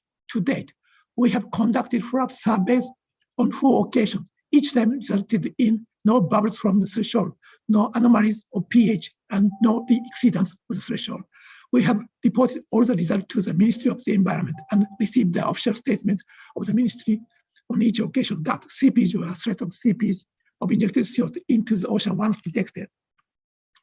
The big aspect in Japan is, big issue in Japan is earthquake. The 2018 Hokkaido Eastern Iburi earthquake struck the islands of Hokkaido on September 6, 2018. The front view on the left and the cross-section on the right. The epicenter was 30 kilometers away from the CO2 injection site at the depth of 37 kilometers of the direct distance of 47 kilometers. But there was no damage to the capture and injection facilities and reservoirs. this summary. I will skip this slide. Anyway, I apologize for speaking so quickly. Thank you very much. Thank you very much, Tanasi-san, for very detailed presentation. Actually, from the technical point of view, I think we'll come up to your results at the later stages. And with that, I will pass the floor to Professor Earl Goethe, who is the principal scientist at TNO, which is the Eindhoven-based scientific research organization, working on development of CO2 capture and the electrochemical conversion of CO2 to different products. So, the floor is yours, Mr. Goethe. Thank you. I hope you can hear me. Yep. Now let's see if we can put the slides on for it. Oops. So, oh, okay. With this, I hope you can see my slides. For it. So I will talk mainly about post-commission capture, and basically the main message is we are ready for large-scale deployment. So from a technological perspective, we are good to go, and that's the main message of this presentation. For it. But first, a couple of words about the company which I'm working for. I'm working at TNO. TNO is the largest contract research organization in the Netherlands. For it, and basically we provide a bridge function between the academia and companies and trying to make technologies applied. And we do that with 3,500 scientists. And an important aspect is related to the energy transition. For it. So let's directly jump into the field of CO2 capture. For it. And I think people have seen this climate tech hype cycle before. And typically you have this, let's see if I can put up. Typically you have first a hype, and then at a certain time it dies off, and then it goes up again. And when I started to work on carbon capture a long time ago, you can definitely say it was still on this hype curve. But nowadays, carbon capture is really on the forefront, and all signs are there that it will go into real impact later on. For it. And the reason for that is just because of policies and economics. The ETS price at this moment in time, it collapsed due to the issues in Ukraine, but it's around 60 euros per ton. But it briefly was just a couple of weeks before around 95 euros per ton. For it. And those kind of numbers makes companies aware that they should pursue other options, and carbon capture is just an option that you can readily implement. For it. Now, if we then look at what is now the current issue, now take an example: the Netherlands. We are a very small country, not as big as Kazakhstan. But there's a huge amount of assets out there, all kinds of refineries, all kinds of industrial companies are over there. And if you want to decarbonize that, there are not that many options for it. You can talk about electrification, of course, you should do that. But you should be realistic in what can you do in the time frame which you're aiming for. And frankly speaking, there is no option to really create industrial decarbonization on a timescale up to 2030 without carbon capture and storage for it. And that has been well recognized. This is an example in Rotterdam. They are putting there the Portos system in play. Basically, you can consider them as the garbage collectors. They collect the garbage from different industrial sites, and then it is transported offshore and stored in an empty gas field. Now, this will be done on a megaton scale per year for it. The final investment decision will be made this year, and I think all lights are on green. And companies like Shell and Air Liquide and Air Products, they will use this garbage collectors system for it. Now, this is an example what happens in Portos, and then the question of course, how much does it cost? Now, I expect the cost between that it will be around 50 euros per ton, in that order of magnitude. Just the transport and storage cost for it. Another example is Norway, where they have already pledged the 2.1 billion euros mega project aimed for capturing CO2 at a cement plant in over here in Breivik, and perhaps later on as well into a waste-to-energy plant near Oslo. Order of magnitude hundreds of kilotons, and they're also looking at other places where they can get the CO2 from. Now you can imagine in Norway the transport and storage is a little bit different than in the Netherlands, which was only a couple of kilometers in the North Sea. In Norway, this is really you have to first transport the CO2 by ship before it can be sequestered. So it costs a lot of additional costs. So that would be perhaps in the order of 100 euros per ton. But how does now post-commission capture work? You have different kind of technologies, and because it's only limited amount of time, I'm only going to focus on post-commission capture.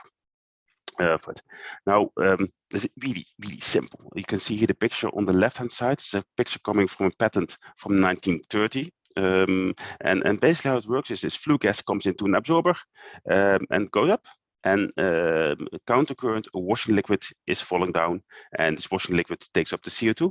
Then it goes via a cross heat exchanger to a stripper. There it falls down again, and at the bottom of the stripper you heat it up with steam. And because of the temperature change, the CO2 is coming out, and the CO2 with some water vapor goes out of the top and leaves the top condenser here. And then the lean solvent is recycled back to the absorber via the cross heat exchanger back to the absorber. So it's really quite simple. So basically low temperature washing, high temperature regeneration. Now, what's low temperature? Typically 40, 50 degrees Celsius, basically absorption, and high temperature means 120 degrees Celsius. Now, the washing liquid in this case is often an amine based washing liquid. Amines react with CO2 in different ways, and they will make sure that highly selective CO2 is removed from flue gases, and you can produce a very high purity CO2 stream. But of course, as an absorber column is not empty. Typically, there are all kinds of elements in there which create surface area, because you need time and you need surface area that the washing liquid can react with your CO2.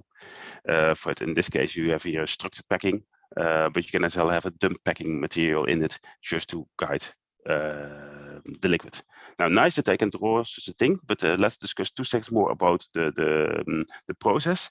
Because the plant of 1930, yeah, nowadays we can make it much more sophisticated with all kinds of heat integration options, as an example, using heat pumps and things like that. But often they cost significantly more in capital cost, and the levelized cost of CO2 capture is increasing for it.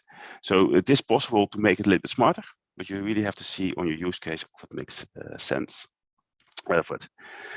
Then going back to the washing solvent, the capture solvent, and I'm not going to go in all these nice names and things like that. It's not really the purpose. But the main thing is what I want to say is suppose I have, let's say, 10% CO2 in my flue gas, then I need, based on thermodynamics, I only need perhaps 7 kilojoule per mole. That's the amount of energy which I need thermodynamically. In reality, I need orders more for it. So it is something which costs energy.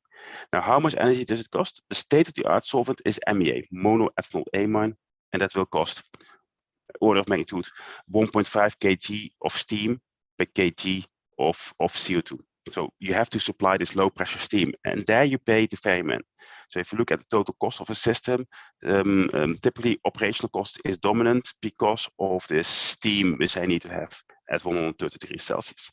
And of course, I can think about solvents which are better, so that I go towards 1 kilogram of CO2, 1 kilogram of steam per kilogram of CO2. That is possible, but often it has other consequences as well. So what you now see is that for a lot of, let's say, smaller scale plants, that they're looking at, let's say, the standard solvent based on MEA, but the larger plants, they will go for much more advanced solvent systems for that. Now, an example of this is this plant over here. This is a CO2 capture plant. This is just being built in the Netherlands, and it captures CO2 from a waste-to-energy plant. So the flue gases are coming here, and basically in the first column, what I do is I drop down my temperature because I have to go to low temperature. So this is a direct contact cooler. I drop down my temperature towards 40 degrees Celsius, and then the flue gas is going in the absorber over here, where the liquid falls down, captures the CO2, goes via the heat exchangers into the stripper over here, and there my CO2 is released on the top side and collected later on as liquid CO2 over here.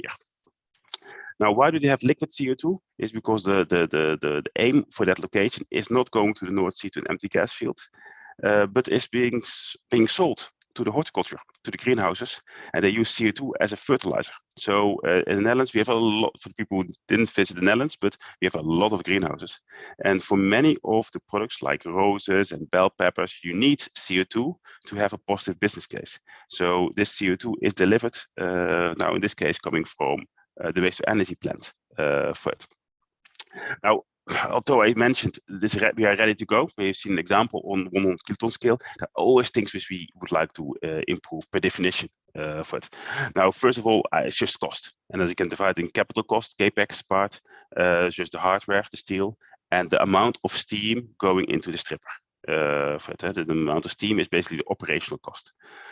For it. What you also would like to improve are things like emission control. The reason for that is still an open system. The flue gas comes in and leaves the absorber and goes via the stack out of the basically into the air.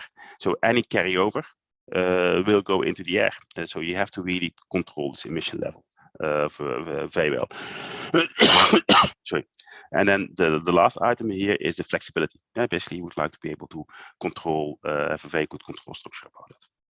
On all these kind of topics, there are big research programs going on, not only at TNO, but at many other places as well. For it. So my final message is basically, if you would like to CO2 capture, in this case post-combustion capture, but if you go to the different other flavors, we are ready to go. The technology is there. Of course, it can be better. Of course, it can be cheaper for it, but it is available and you can implement that.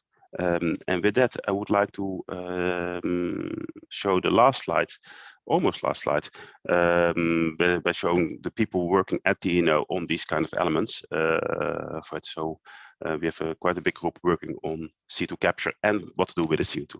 So with that, I would like to thank you for your attention and for the opportunity to address you about this topic, which I think is highly important. Thank you very much, Dr. Goethe. Very interesting industrial applications. Remains to be seen whether it commercially it's viable and at what cost are you selling the CO2, the liquid CO2 to the horticulture. But I will have another question later after the end of the panel. But right now I want to present Mr. He Dongbo, who is the Vice President of the Research Institute of Petroleum Exploration and Development at CNPC. Mr. Dongbo, he has a 26 years experience in oil and gas industry. So I would invite you to present your case, Mr. Dongbo. Hello. Hello, everybody. Can you hear me clearly? Okay. I am pleased to take part in this video conference. I come from the oil industry. You know, CNPC is the largest oil company in China. We take part in this afternoon's conference from our headquarters, and also some of my colleagues are interested in this talk, so yeah, also take part in the conference. Today, I will give a brief introduction of the carbon neutral conditions in China, and also I maybe give more focus on the CCUS EOR in oil industry, especially in CNPC. Next. My speech contains three sections. One is the role of CCUS for carbon neutral, especially in China, and they talk about CCUS technology progress in CCUS. And also we will talk about the challenges and the way forward. Please. As we know, Chinese government has announced its ambitious target for carbon reduction in 2020. That is around 2030, China will reach its carbon emission peak. And before 2040, China will achieve its carbon neutral target. Compared with Western countries, just like America, based on the data from the Tsinghua University. In the US, it will spend 50 years from the emission peak to the carbon neutral. But in China, we still have 30 years to go to zero. So more challenging China to get our carbon neutral. Also, we know that Kazakhstan set your target of achieving carbon neutral by 2060, right? I think it's a great target.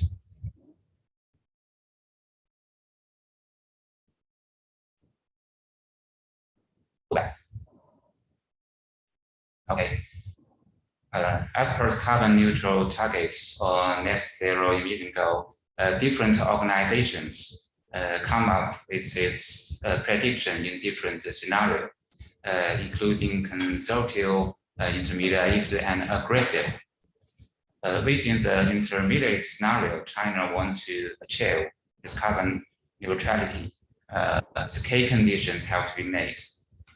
By 2060, the non-fossil fuels should account for 80%, and the terminal electrification rate should reach 60 to 65%.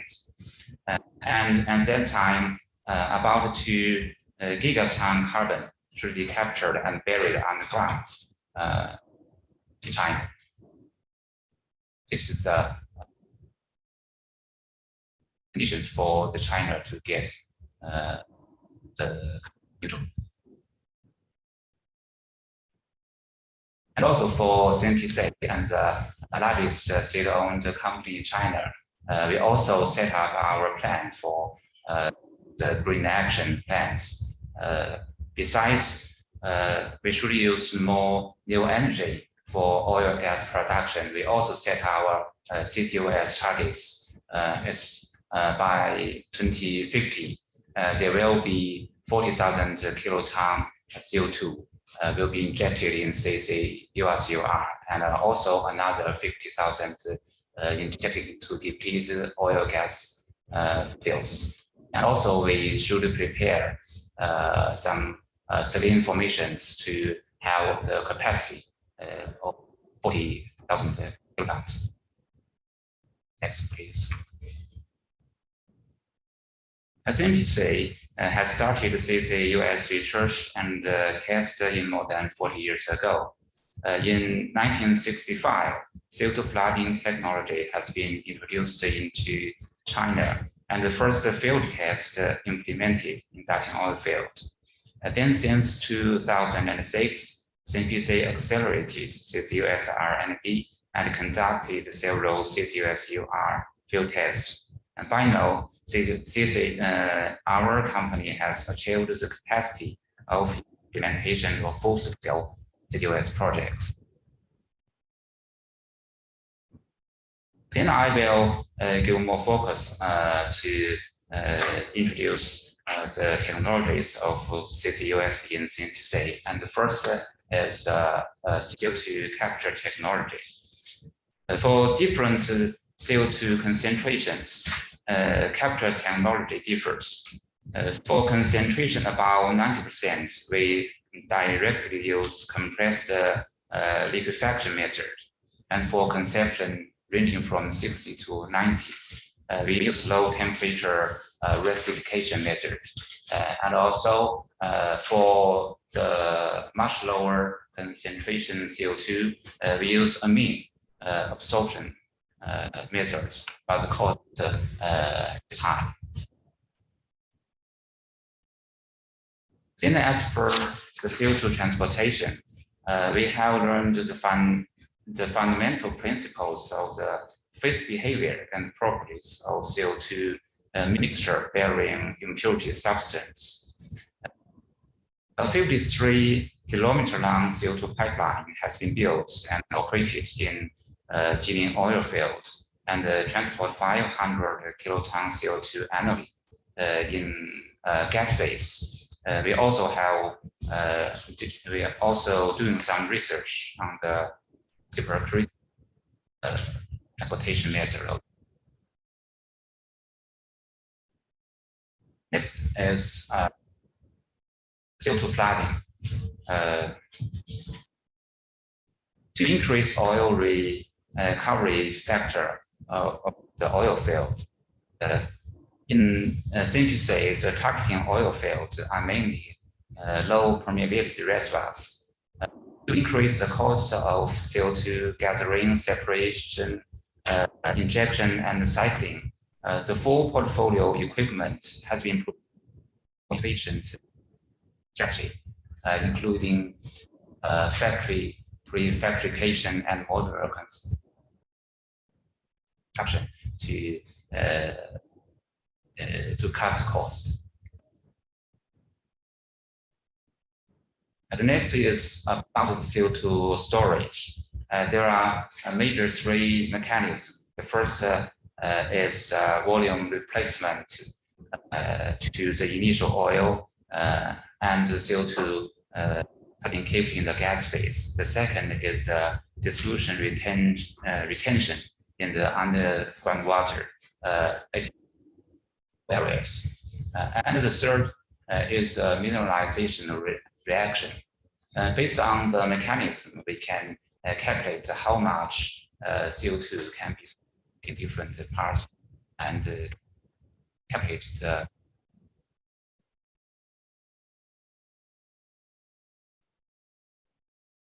to date in CPC, we have implemented 42 CO2 projects.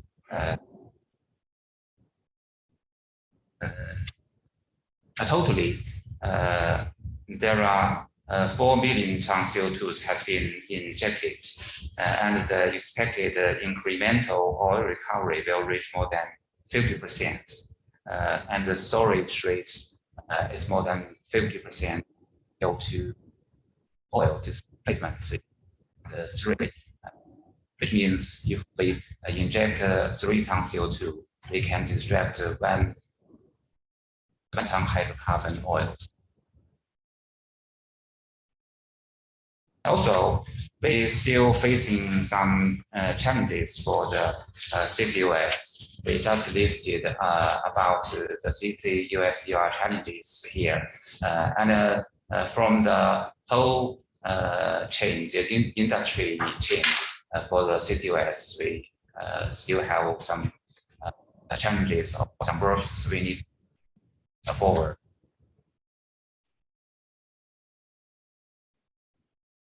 Yes, on the way forward, there are still some technical problems need to be mitigated. To capture lower concentration CO2 emissions, the cost must more than accepted. We need low-cost technologies to retrofit the existing power and industry plants. Long-distance pipeline and supercritical phase transportation favorable to support large-scale CO2 transportation. And then how to promote sweep efficiency in CO2 flooding, particularly in immiscible conditions, just like in the CNPC, is a critical problem. And also the safety problem involving leaking monitoring or surveillance, and also some of the policies of the government to subsidy CCUS implementation. And in the end, some conclusions I talked about above, I don't want to repeat it again. Just one thing I want to emphasize is the CNPC has established extensive cooperation with Kazakhstan, and we are looking forward to expanding the areas of cooperation between both of us, including on the CCS and the CCUS projects. And that's all. Thanks for. Thank you very much, Mr. Dongbo. I think I'm sure that your CNPC experience will be very relevant and helpful to Kazmunaygas and other oil projects here in Kazakhstan. And we'll come back to this issue probably at a later stage. And now I want to present Mr. Diego Vázquez Hanzola, who is the Technical Director, Principal Carbon and GHG Storage Consultant at Asia Pacific region. So please, and with a presentation on of enhanced hydrocarbon models recovery. Please, thank you. Yeah, hello, good afternoon. Just let me test the sound. Do you hear me properly?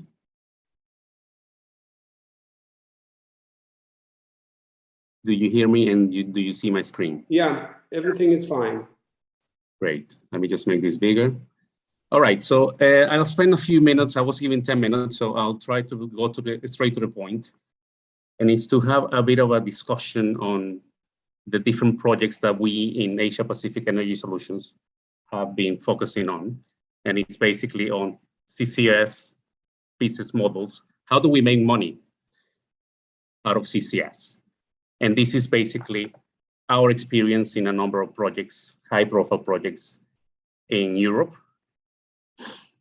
I was lucky enough to be working in Northern Lights as a subsurface representative of the Shell company, also Aramis CCS in the Netherlands, recently working in the Yamal Peninsula in Russia, few other projects in China and also North Borneo.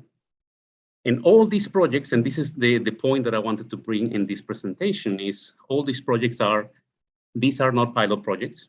These are high profile industrial scale projects. And each of them have different ways of commercializing and different ways of how to make a business out of CCS. And this is what I wanted to bring to the table. For Kazakhstan, there are options and there are opportunities. And that's, and I invite questions on what we have in our minds. I'm going to spend at least 5 minutes on this slide because this is what I would like everyone to understand, that yes, ETS and carbon taxes, carbon prices are important, but this is by far not the only way to make CCS a business model. CCS, as it has been mentioned many times before, it is a way to minimize CO2 emissions, and it's something that the planet would welcome, obviously. But we strongly believe that in order for CCS to be sustainable, to make a sustainable solution, we need to be honest with ourselves, and it needs to be linked to a business model. So ETS, carbon taxes, is all related to the Model 1 that I mentioned here. So please follow my cursor. Model 1 is basically, there are tariffs. The operator is paid by tariffs per ton, and you're paid by disposing CO2 underground. Examples are existing examples. This is not theory. This is not academic. This is not pilot. There are projects already in the pipeline, like Northern Lights, which, like I mentioned before, I was very lucky to be involved in. Also another project in Australia called Deep Sea. The business model is associated to the ETS. Now I'm highlighting the Model 2 and 3 because in our humble opinion for Kazakhstan, today the ETS probably is not high enough to justify investments on CCS. However, Model 2 and Model 3 may be options that could be considered. So what are these Model 2 and 3? Model 2 is, in a nutshell, is to ensure business longevity as it is today, fossil fuels. It is basically come with CCS solutions to coal-fired power plants, for example, or when you have countries where you produce LNG, hydrocarbons, is basically to come up with a pre-combustion or post-combustion, in the case of coal, CCS solutions in which you're not really making money out of the storage, out of storing CO2. You're actually making money because CCS is enabling further production. Examples, Sleipner, probably everybody has heard of it in Norway, Bayundan in Australia, Kasawari in Malaysia, CTSCO in Australia. There are a lot of existing projects today that they are investing on CCS, not because they're making money out of ETS, it's because they're enabling longevity of their traditional fossil fuels models, fossil fuels business models. Model 3, again, existing projects. ADNOC in Abu Dhabi, they sell blue ammonia to Japan. This is all public information, by the way. There's a project in a project in Canada called Quest. Another project, H2H Sultan in the UK. All these are basically, you're making a business out of, not because of your storing CO2, it's because you are dealing with the byproduct of production of blue hydrogen or blue ammonia. And CCS enables that investment. So what we're trying to say is Model 2, Model 3 could help Kazakhstan to justify an investment on CCS where you can already get financial benefits in a short term. Just for completeness, Model 4, there are a few projects. For example, Aramis in the Netherlands is a project that I was involved also in the past. Singapore LNG or Teesside in the UK. These are hubs. We call it hybrid because the source of CO2 could come from anything. It could be Model 1, Model 2, Model 3. And it's basically what is very famous right now is the discussions about building a hub in around certain areas. I'm not sure whether that would be applicable to Kazakhstan.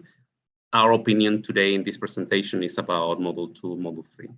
Now, I'll spend a few minutes on my, I think this would be my last slide, and just to highlight a bit of what I already mentioned is for the different options that we have on the left, the Norway model, which is basically disposal, a Model 2, which is pre-combustion or post-combustion in case on coal-fired plants, pre-combustion to sell hydrogen, like examples all here, or post-combustion retrofitting gas power plants or coal-fired plants. The point is, short-term, you could benefit very quickly. You see that green means good. You could benefit very quickly in terms of impacting the emissions and impacting international reputation. But we need to look into the financial benefit. Where is that model that would enable that short-term financial benefit? And by far, obviously, this is a very high-level statement that requires a proper assessment for Kazakhstan, but by far, Model 3, which is associated to blue hydrogen, or depending on the portfolio, what you have in terms of hydrocarbons or the coal business, you could benefit very quickly from CCS by looking into directly Model 2 or Model 3. Long term, yes, building a hub in the case of like the Norway model, Northern Lights, that's something that always in the long term, it is expected that ETS would grow, would go beyond 100 euros or $100 a ton in the next few years. But again, CCS investments are such a magnitude that it is important to consider the financial benefit on the short term. I will leave it at this moment. I just want to quickly browse through a bit, the projects that we've been always, that I can publicly talk about. Northern Lights, Aramis CCS, Yamal LNG in Russia. These are projects that exist. These are projects that we have been directly involved in. And we can say from first hand, these projects are successful because they have decided on their specific model. How am I going to be making a business out of CCS? And by the way, we're also, like I said before, the planet would thank us for that. So let's be honest with ourselves. Let's let's consider that CCS is indeed, if not one of the most important technologies for decarbonization. But we need to be honest that for this to be sustainable, it needs to be profitable. So let's discuss openly about the commercialization of CCS and what are the models. Thank you so much. And if you have any questions, here's our website and our email. I will be welcoming any questions later on. Thank you. Okay, Diego, thank you very much. Very interesting and it's actually down-to-earth presentation. I totally agree that blue hydrogen is the most relevant model for us. At a later stage, we can go to the probably the storage at our oil wells, depleted oil storage or oil sites on the west of Kazakhstan. But I totally agree with the participants of the chart, or with the audience, that before starting with the storage and CCUS technologies, we need to do our homework and make a proper energy efficiency, reducing emissions, both methane and greenhouse gas, and also probably abatement of carbon dioxide is more applicable to Kazakhstan rather than on storage. I have two questions for the panelists. One from Alima and COC, which is, if you on the average, if you take the cost structure of capture, transportation, and storage, how would you place the cost structure among these three chains, elements of chain? And the second one, Diego has already answered this question. What might be the main challenges and pitfalls for implementing CCUS technologies here in Kazakhstan? So I would start probably with Tanase-san, and then other panelists. Thank you. Yeah, I think the availability of the CCS or CCUS is depend on the status of the countries. So the such kind of the cost structure question it is not easy to answer. Anyway, so I can I say my own opinion that as for storage, it is impossible to import good reservoir, and also we cannot export our reservoirs. So that as for storage, and the storage cost is depend on the country situation. And secondly, as for capture, we can import, export the CO2 capture technology. So it's easy to down the cost itself.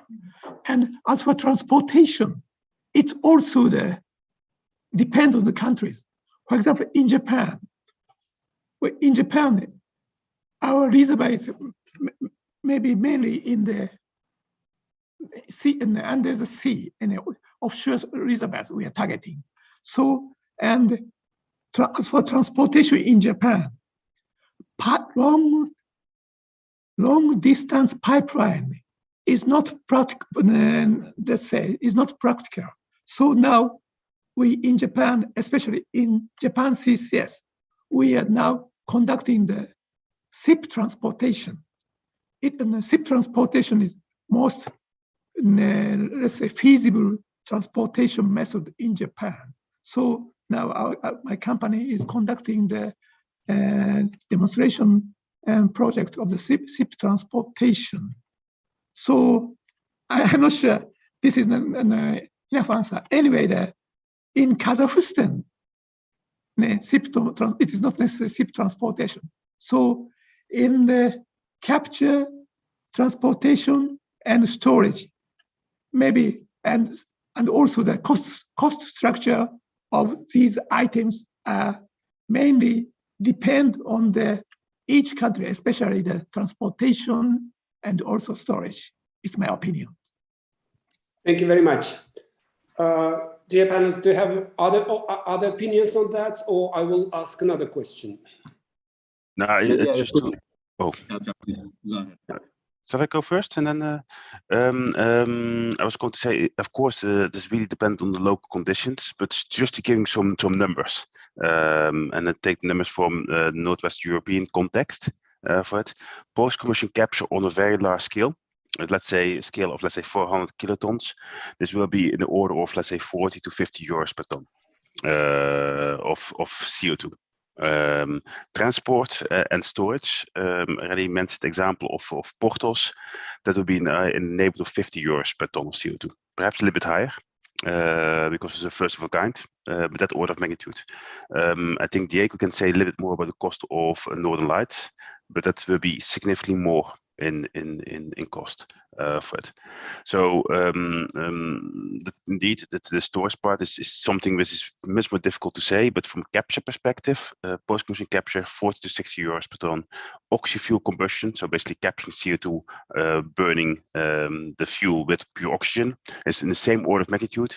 And if you go for pre-combustion capture, again, this will be in the same order of magnitude. Again, around this 40 to 60 euros per ton.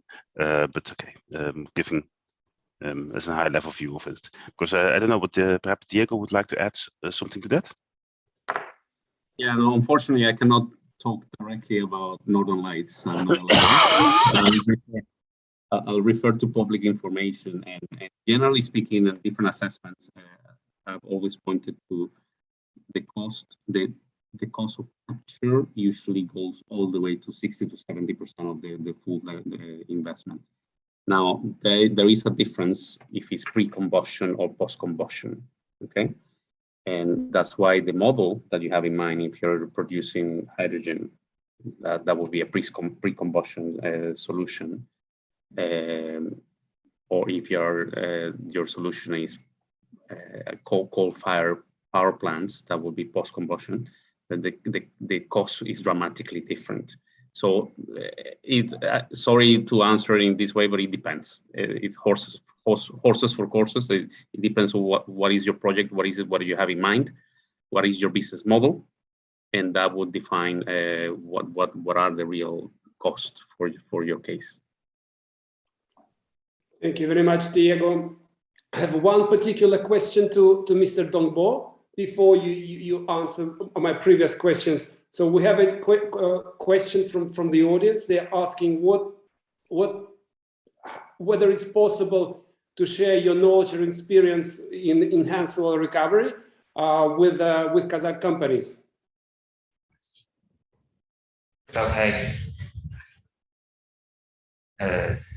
Yes, because we are in the oil industry. From our side, the EOR is a main part for the CCUS, the whole chain. So I think it's we have done some, we have gathered some experience in this field, especially for the low permeability reservoirs.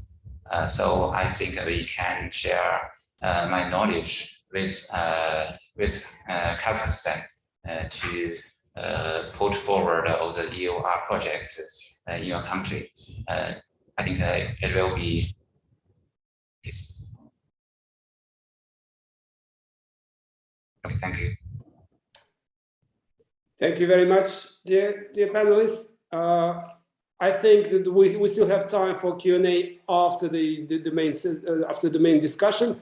And with that, I will give a floor to Mr. Ravis Alkhirdiyev to chair the third panel.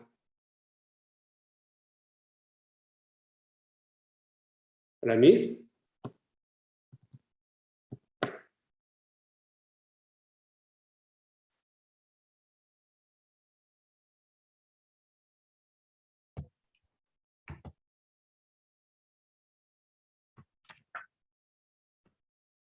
Добрый день, коллеги.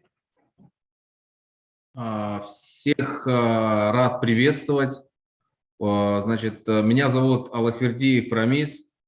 Я являюсь советником министра национальной экономики по низкоуглеродному развитию.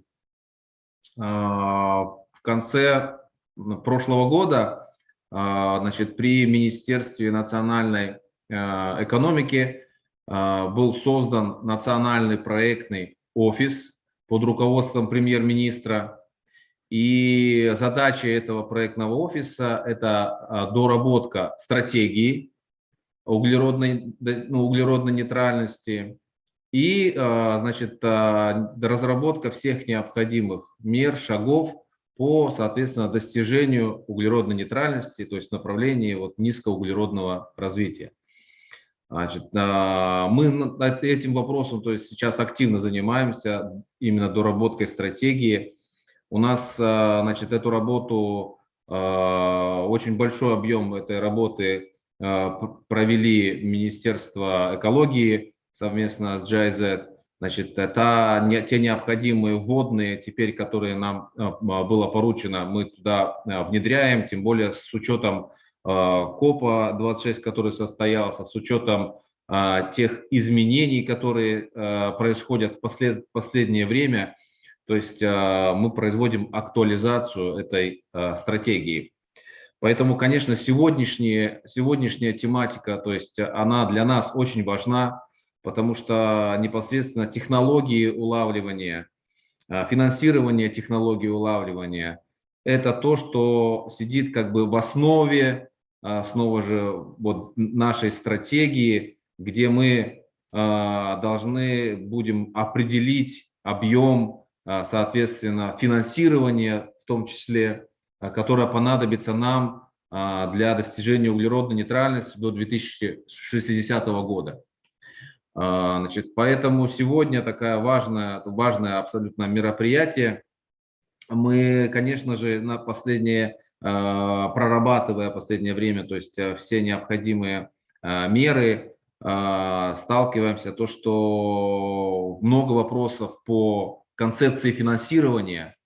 И вот сегодня у нас есть такая, значит, панельная сессия, это адвокатирование технологий CCUS, то есть и финансирование. Хотелось бы сегодня послушать наших экспертов, значит, что они скажут по этому вопросу, расскажут нам. То есть сегодня первым спикером у нас является Даршак Мехта. Это международный эксперт в области энергетики, энергоэффективности, углеродных рынков в Азиатском банке развития. Имеет более чем 25-летний опыт работы в таких областях, как возобновляемые источники энергии, энергоэффективность, углеродные рынки, а также улавливание и использование и хранение углерода. Пожалуйста, Даршак Мехтас, слушаем вас. Будем очень рады, что вы нам сегодня какую презентацию предоставите. Спасибо.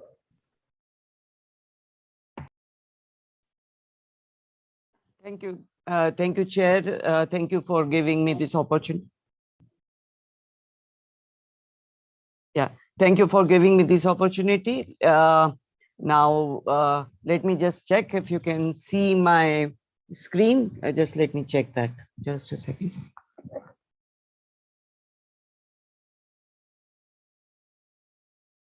Can you see my screen? Нет, к сожалению. Okay. Sorry, my screen. Can you see my? Okay. No. Okay, just a second. Yeah. Just a second.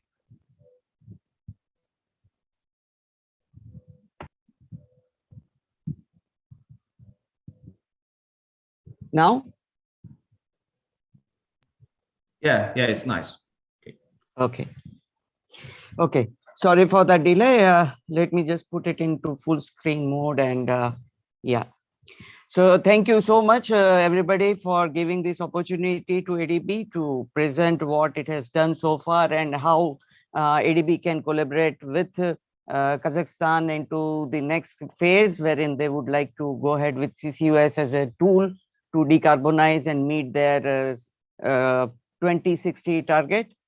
So Kazakhstan, with its fossil fuel economy structure, can take a lead in Central and West Asian region towards sustainable technology-based energy future with undertaking the needed structural changes. ADB stands ready to assist the country in adapting its energy and environmental practices to expand applying CCUS technologies. So ADB will be more than happy to be part of ADB's to Kazakhstan's journey towards CCUS. Now, let me just begin with the energy policy of ADB. So this energy policy of ADB came into being in October 2021. And this policy is following UN Sustainable Development Goal 7, which is affordable and clean energy. In particular, what ADB has done is that since 2013, it has stopped the coal-based projects. Second, it has supported its developing member countries on commitment to phase out from coal and including help into just transition. Third is it has focused on acceleration of DMC transition to renewable energy. Now, although CCUS technology is not yet recognized in many countries, in Asia, ADB has several leading countries that move quite fast on CCUS, and ADB has gained good experience with our developing member countries, including PRC, something we have just heard a while ago, India and Indonesia, while contributing to its environmentally sustainable future. Let me share what ADB has done so far on in its work in CCUS in PRC. So PRC became one of the leaders in and early adopters, as has been seen by the CNPC's earlier presentation. It has explored CCUS implementation in power, cement, coal to chemical and steel industry. ADB is already involved in a coal to chemical industry there. What they have done in oil and gas, we have just seen earlier. CO2 utilization is one of the priorities area for PRC, but in parallel, responsible PRC's agencies, they have continued to work on the gathering more information on reservoirs so that they can, in future, once the basic need has been completed in terms of utilization, when CO2 is to be stored, it can find the necessary resources. So this work is in parallel going on. This is a picture of ADB's work in November 2015 when it released this roadmap for CCUS in PRC. During the all these years, what PRC has done is it has got it has taken pure CO2 stream and helped them into almost more than 3 million ton of CO2 capture. It has worked on transportation, storage and recovery, which included enhanced oil recovery and other things. Now let's move to the work that ADB has done in terms of Indonesia. So in Indonesia, ADB supported a CO2 capture project and a CO2 storage project in a gas processing complex. So ADB has financed this feasibility study in Gundi project. It has taken pure CO2 stream from gas processing complex and injected into depleted oil reservoir. This is the feasibility part. What was this feasibility study containing? That is what I'm saying. It has developed an understanding of the project design, study characteristics of the reservoir, and developed a GHG monitoring protocol and expertise. That is what has been done by ADB in Indonesia while supporting this project. In addition to that, ADB has also supported Indonesia in drafting a regulation for CCUS. So these are some of the major things that support that ADB can extend to Kazakhstan also, as and when with a discussion with them as to what are the needs, and we can try to come in and help you with that. Next is the work that has been done by ADB in India. So in India, ADB provided knowledge and support to petrochemical sector and cement industry. ADB has rendered its advisory assistance on basics of CO2 capture process, CO2 streams in a typical refinery or petrochemical complex. What are the important things that has to be captured? What are the low-hanging fruit that has been identified as part of this study? Market development and pricing of the food grade CO2 that was discussed and reviewed. Then GHG emission reduction by making food grade CO2 derived project selection process, design elements of making urea. These are the things that was discussed during the project. So these 3 ADB funded knowledge products which I have described earlier in 3 different countries may be used to identify somehow some low hanging fruits in the operations of established refineries or petrochemical complexes or cement plants in Kazakhstan. These are the things that can be done. Now let's try to see one more thing as to what is the major emission profile of Kazakhstan and where we can try to use CCUS. So the GHG emission in Kazakhstan is dominated by energy sector and industrial processes.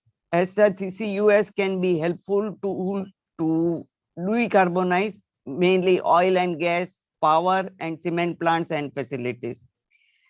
One important aspect of ADB's assistance to its developing member countries is to develop the capacities.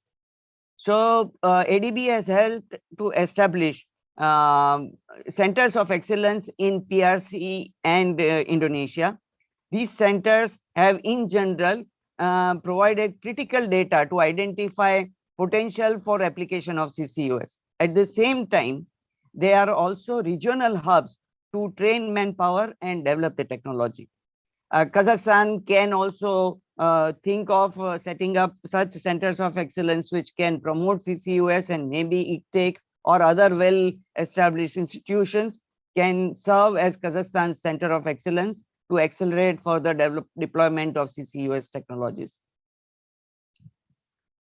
Now, as part of its ongoing work of knowledge development and knowledge sharing, ADB has also been trying to bring out many knowledge products. So I'm sharing here with one of the latest knowledge product which was published in February 2021. So this is a game-changing CCUS technologies wherein almost 11 technologies and conceptual ideas have been discussed over here, and this is an attempt to help the developing countries to be at par with the latest which is happening in the field. ADB is also organizing regular knowledge and knowledge sharing experiences.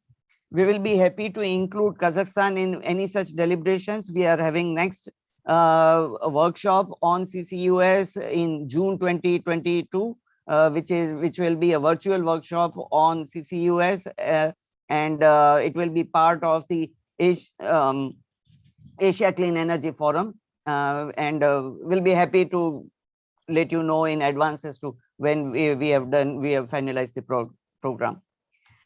The next one is another set of knowledge products that ADB is having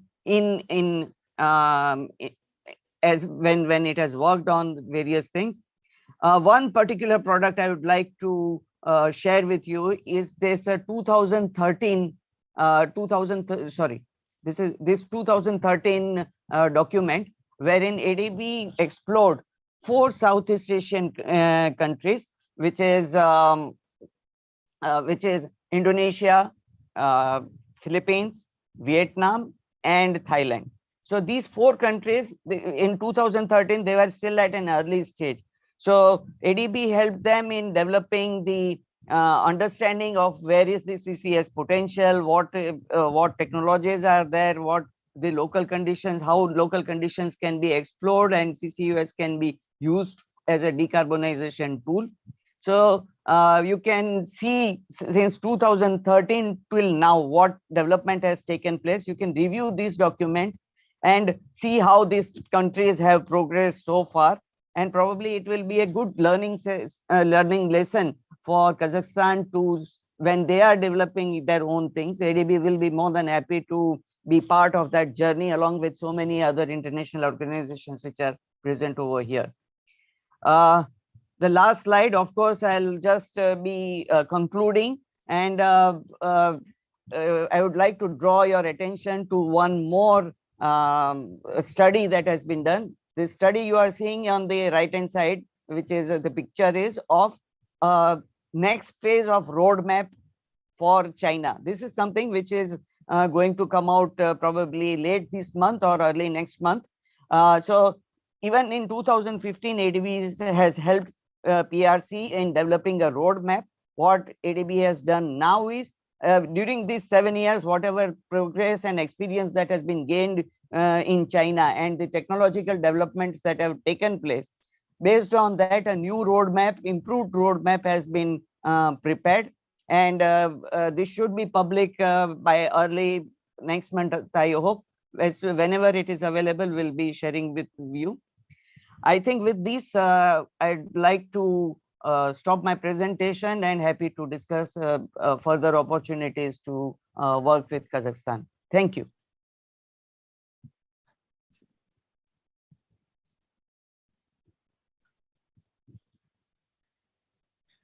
Thank you very much. Thank you very much, Dr.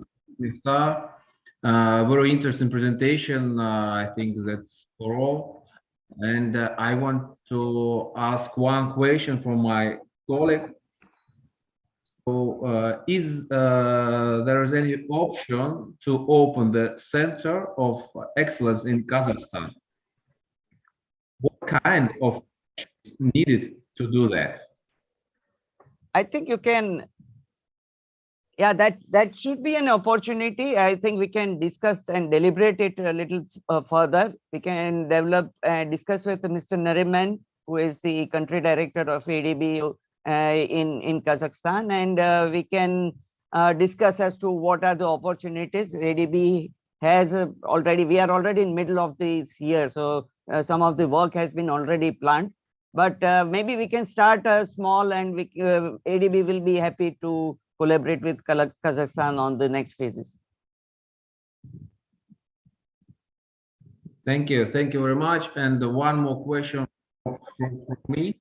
I just want to tell that you told about the potential in Kazakhstan. Then what about we are working for now? So, and I think that together we can discuss it, and we can very interesting for us discuss all those projects, what you did before in China, Hindi. So it's very interesting for us, and we want to include this project in our strategy. So in like a roadmap, like a action plan, because we want to do a details plan. So yeah, sure. I mean, thank you. That will be a very good opportunity, and we'll be more than happy to be with you. Most of the resources I have shared in my slide, there it is, a hyperlink is already there. This is open platform. You can access all these documents which are mentioned in my slides. So that is one part which is really available. But for Kazakhstan specific discussion, we can of course come to a table. We can have a meeting if needed. Now with the international travel opening up, maybe we can try to come also later on. But let's start with discussion, and we'll be more than happy to discuss further. Thank you very much. Thanks. Thank you very much. И сейчас мы переходим к нашему следующему эксперту. Значит, его зовут Мухаммед Абу Захра. Это глава департамента по делам Ближнего Востока и Северной Африки в Global CCUS Institute. Обладает 8-летним глубоким опытом и международными знаниями в области улавливания углерода. В своей нынешней роли представляет институт в регионе и помогает региональным заинтересованным сторонам в определении их стратегического направления. Пожалуйста, Мухаммед Абу-Захра, очень хотели бы послушать и посмотреть вашу презентацию. Спасибо.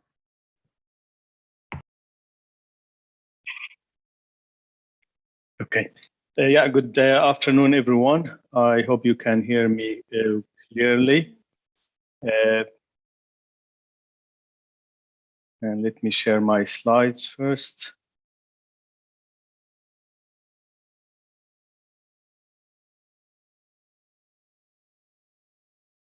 Okay, it's all clear? Yeah.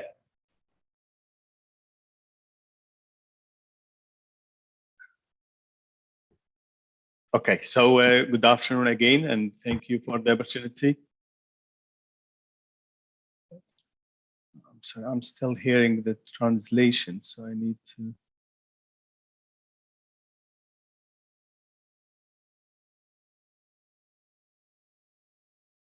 Okay, so again, my name is Mohammed Abou-Zahra, and I'm from the Global CCS Institute.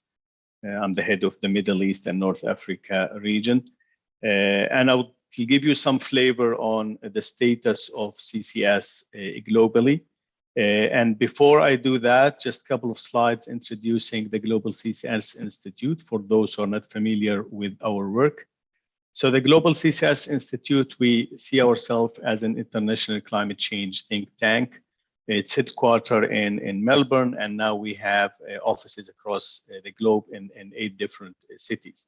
We are a non-for-profit organization, a member-led organization, and our mission and vision all goes around the deployment of CCS globally. So we try to accelerate or help in the acceleration of deployment of CCS, and also to make CCS as it is as an integral part of low emission future.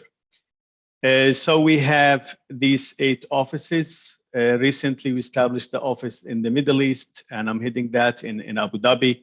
And we have been in contact with the teams in Kazakhstan to explore options for collaboration as well, and to include Kazakhstan in our activities. And being in this conference is the first step to do that. So in terms of membership, we currently have over 125 members distributed across the world. And that goes from governments to national governments, oil and gas sector, technology providers, power generation, industries, research and development. So we form kind of like umbrella where all these members, they come forward, they get benefit from our services, but also it's for them to talk and to collaborate, and we help these members get connected and work closely together. On CCS, when we talk about CCS, we have to understand the importance of CCS and the driving behind that. And achieving deep decarbonization in the industry, CCS will play a major role in that. Enabling the production of low carbon hydrogen at a large scale, providing low carbon dispatchable power, delivering negative emissions when we talk about direct air capture or PICS or other technologies. And we have seen an increasing momentum over the last couple of years where new facilities has been announced in different stages. The capacity promised for carbon capture, utilization, and storage has increased by 32%. And now we talk around 135 plus facilities globally. And when we talk about these facilities, we talk about large scale integrated CCUS projects. So in this figure, we can see after 2017-18, a major increase in the interest of CCS, but 2021 has been seen a jump in the new project announced. So we have over 71 projects has been announced last year, and we hope to see these coming into the construction and operation phase very soon as planned. So what are the updates globally? As I said, we got like over 71 new facilities added, mostly in North America and Europe. We have seen in new commercial facilities in development or plant phase in new countries, in Belgium, Denmark, Hungary, Indonesia, Malaysia, Sweden, Italy. A first application in LNG, and that's a large-scale project in Qatar in the Middle East. First commercial direct air capture in Iceland, and first commercial cement-related facility being under construction as we speak. Now, what are the drivers for this momentum that we have seen in 2020, and that would become driver for CCS to continue with this momentum? Strengthening policy support for CCS. There have been more and more net zero commitment from different countries and companies, and CCS being included as part of the solutions. Right of CCS networks, awareness. Projects related to blue hydrogen would be a major driving force as a business case. Technology-based carbon removal has been also developed, and some emergence of strategic business partners and integration of different concepts like the hubs and integrated large-scale projects. So when we talk about accelerators, incentives are important. Investment in the climate change important, getting some profits, and I agree with previous speakers where we talk we need to have a successful business case in addition to regulations and policy related to the environment to support the deployment and moving forward with the CCS plans. So voluntarily carbon market has been instrumental. Blue hydrogen and the increasing interest of that has been also an seen accelerator. However, we still have some uncertainties and breaks, and some of these like permitting, the cost uncertainties, and people have been asking about the cost all the time. That needs to be fixed, and that needs to be evaluated based on geological and geographical locations and sites, to have some clarity on the investment focus, to be more open-minded and the acceptance for CCS, and work with anti-fossil, anti-pipeline activists as they act sometimes against the deployment of CCS. So looking at these accelerators and brakes, I think we take these into the full development of CCUS technology or projects as a full supply chain. And we have seen increasing operational, as I said, project. This is a global map, and the dots shows where current CCS projects are. We can see clearly we have major in Europe and North America. In our region, we started seeing more and more projects coming on board. And all of these could help in establishing the concept of CCS hubs in different regions and countries globally. As a summary, as I said, North America is leading in terms of number of projects.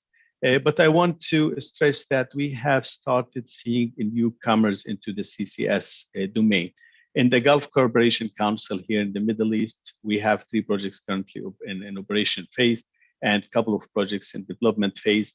Rest of the world, countries would never worked before on CCS. They started announcing new projects as well.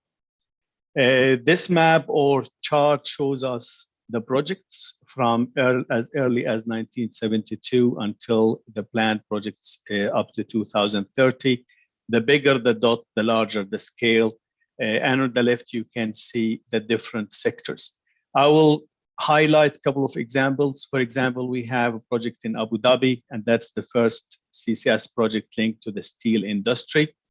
We have other projects. The initial projects from early 1990, they were more linked to natural gas processing. But over the years, we started seeing more projects linked to low concentration CO2 from the power sector and other industrial sector. And that gives an indication that we start seeing a full portfolio of CCS projects coming on board. In the Gulf countries, and I'm stressing that here because of the similarities with expected portfolio in Kazakhstan, and that could be a learning approach. So currently there are 3 facilities operational, one in Qatar, and that's a liquefied natural gas. Then we have the one in the UAE from steel industry, another one in Saudi Arabia from the natural gas sweetening. More and more countries are adding CCS into their indices. Power generation and blue hydrogen has been major driver in the region, and I think also globally. Enhance oil recovery is still very essential, and most of these projects are linked to enhance oil recovery with the oil and gas field. Now we see more and more increase in interest in the region, and we think hosting COP27 in Egypt this year and COP28 in the United Arab Emirates next year will also help in driving all clean energy technologies, including CCS. And we started seeing more and more of the interest coming forward from different stakeholders. So we talk about the progress, but we still need to increase the capacity. If we want to achieve the targets promised globally, we need to increase the capacity by 100-fold by 2050. So major investments is needed for capital investment, for building projects, and we need a stronger policy for and incentives for rapid CCS investment, which is currently overdue. And I think all governments and international cooperation should push for stronger policy deployments. So a stronger policy is needed to define the role of CCS. We need to create long-term high value on the storage of CCS, support the identification of geological storage site and resources, make sure to build the trust into this geological storage, build technologies for around the laws and regulations. Specific laws and regulations will be needed for the long-term storage, long-term monitoring for the CO2. Ensure emissions abatement policies are inclusive for all options, including CCS, and that will help in moving forward with the CCS technology. Identify opportunities for CCS networks and facilities, and provide some capital grants, low-cost finance, and some guarantees to reduce the cost for the capital investment for CCS. So all of these policies are needed, and international collaboration would be required to deploy these policies and develop them further. I want to conclude with an important slide, how we see the future of CCS. We look at it as a full ecosystem, a complete supply chain, where we need the emitters, the technology providers, the owners of the storage site, and other sectors to talk to each other. So if we take it from the source to the transportation to the storage, and then around that, we have finances needed, carbon accountant is needed, geoscientists, engineers, lobbyists, lawyers, permits, risk management, insurance companies. All of these need to come forward, and we need to start building what we call a supply chain for a CCUS industry in the different regions, but also globally, to move this forward with large scale projects across border and across the globe. So with that, I conclude my presentation and be happy to answer any questions you could have. Thank you.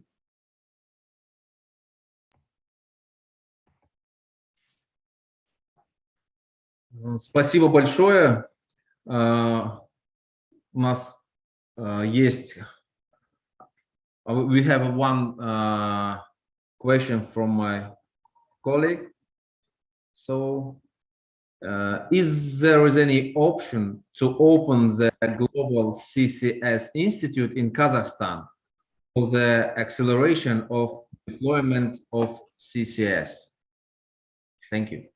Yeah, thank you. I think we look forward to work with the Kazakhstan government and different stakeholders on that aspect. Now, we don't require to open an office in every single country. What we do, we work on establishing, for example, membership and get the Kazakhstan government or industrial partner to join as members. And if we see the potential, for example, to expand these activities, that's something could be studied in the future, have a representative, or maybe partner with someone who's already in place to represent the institute in Kazakhstan. But definitely we are here to support Kazakhstan and other countries for the deployment of CCS, as this is being our mission as a global CCS institute.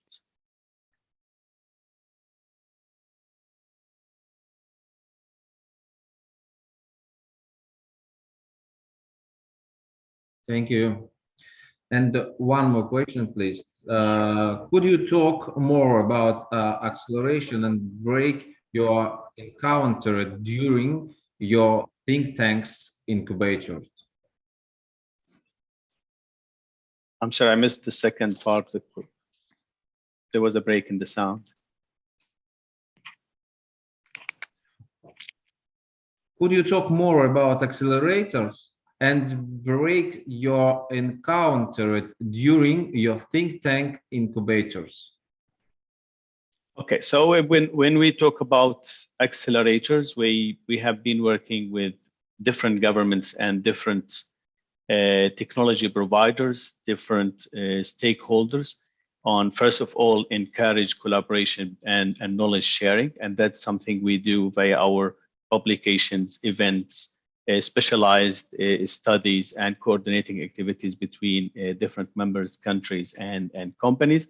And also we try with our commercial and consultant team, identify any challenges and how that could be resolved to accelerate the deployment of CCS. And we try kind of like bring different knowledge. So we don't work on our own as an institute, but we also work with the different international entities on everyone will bring their contribution, their part they are strong in, and we all aim to support each entities, each region with their specific needs on how to accelerate CCS. So sometimes the solution might be like that with blue hydrogen, some other areas enhance or recovery might be a driver. In some other aspects, would be a need to develop some CCS hub and look into transportation of CO2 cross-border. So there are many options and accelerators, and we're trying to get engaged into these discussions at different levels to support that.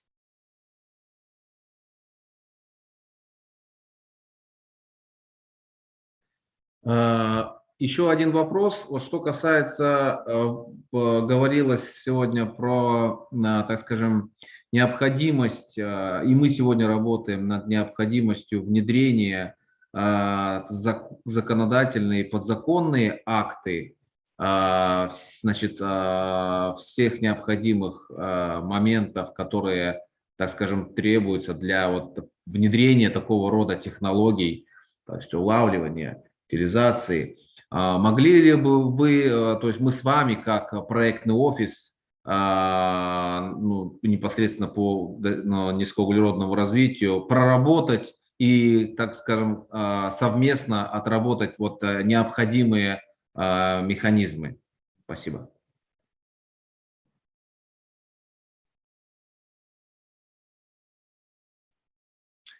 Yes, thank you. That's in the core of our business and the support we provide. Now it's important when we talk about getting the right policies. We have some policies already in place that needs to be double checked if it includes and fits CCS. Clean energy policies in many countries are well developed. The oil and gas sector has their own policies and regulations, which could be adapted also for CCS. As an institute, we have our team who works on policy analysis and regulatory framework development, and we'll be happy to talk offline and discuss potential involvement of our team members and support you as needed on that aspect. Thank you very much. Thank you very much, Mohammed Abu Zahra. Very interesting presentation. I think that we will be working together with collaboration. Thank you. Thank you very much.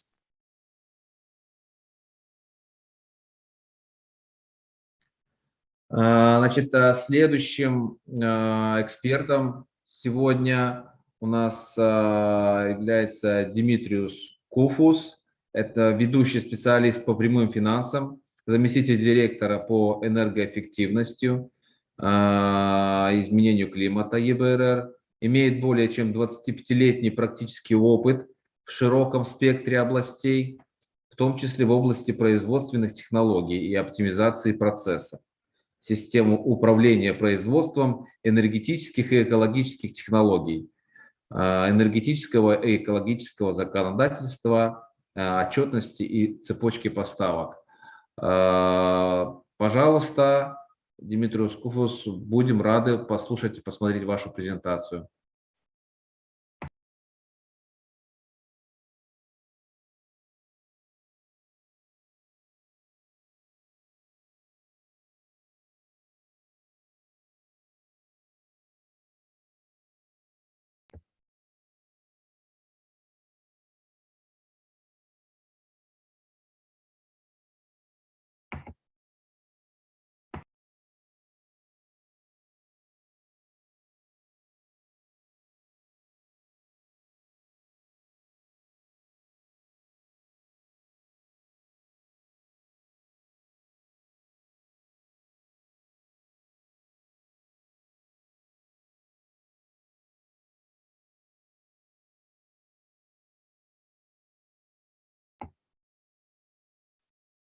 Вас не слышно.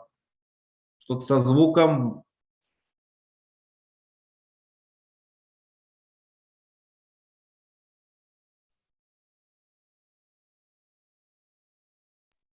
Excuse me, we cannot hear you.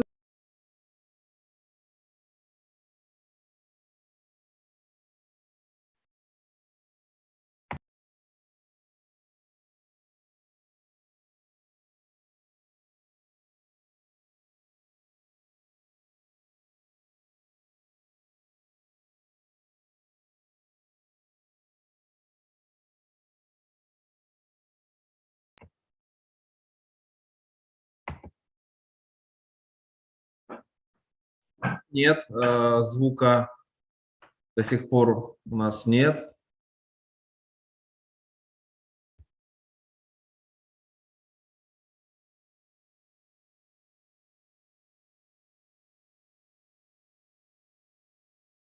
Может быть, если какие-то проблемы со звуком, тогда мы передадим слово следующему эксперту, а впоследствии вернемся к вам. No, we can't hear you. We can't hear.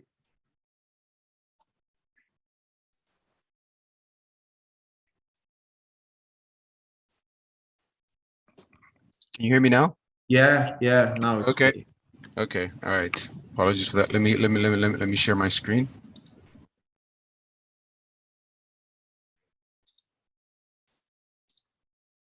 Okay, good. So as I was about to say that I'm going to have the presentation in three basic areas. One, I'll give you an introduction of what we have as policy agreements, policies, and how we approach CCS. Then I'll give you an introduction into how we see various financing schemes coming out from policies in the countries we work.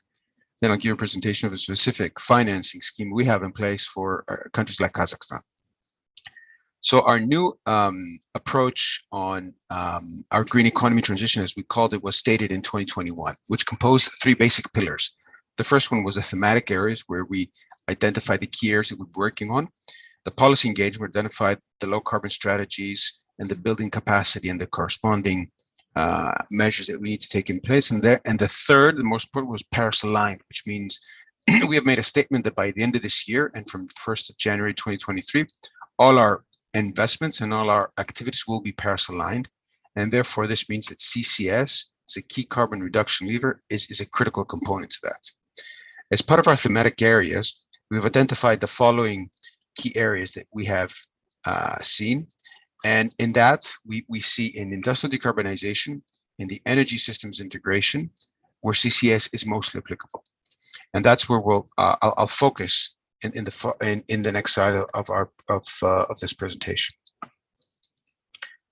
So EBRD, for those that aren't familiar with EBRD, we're a multilateral development institution. We work in countries of the Central Eastern Europe, all the way up to Mongolia, including Kazakhstan, Uzbekistan, Tajikistan, and in North Africa. And hopefully soon we'll be expanding in Sub-Saharan Africa.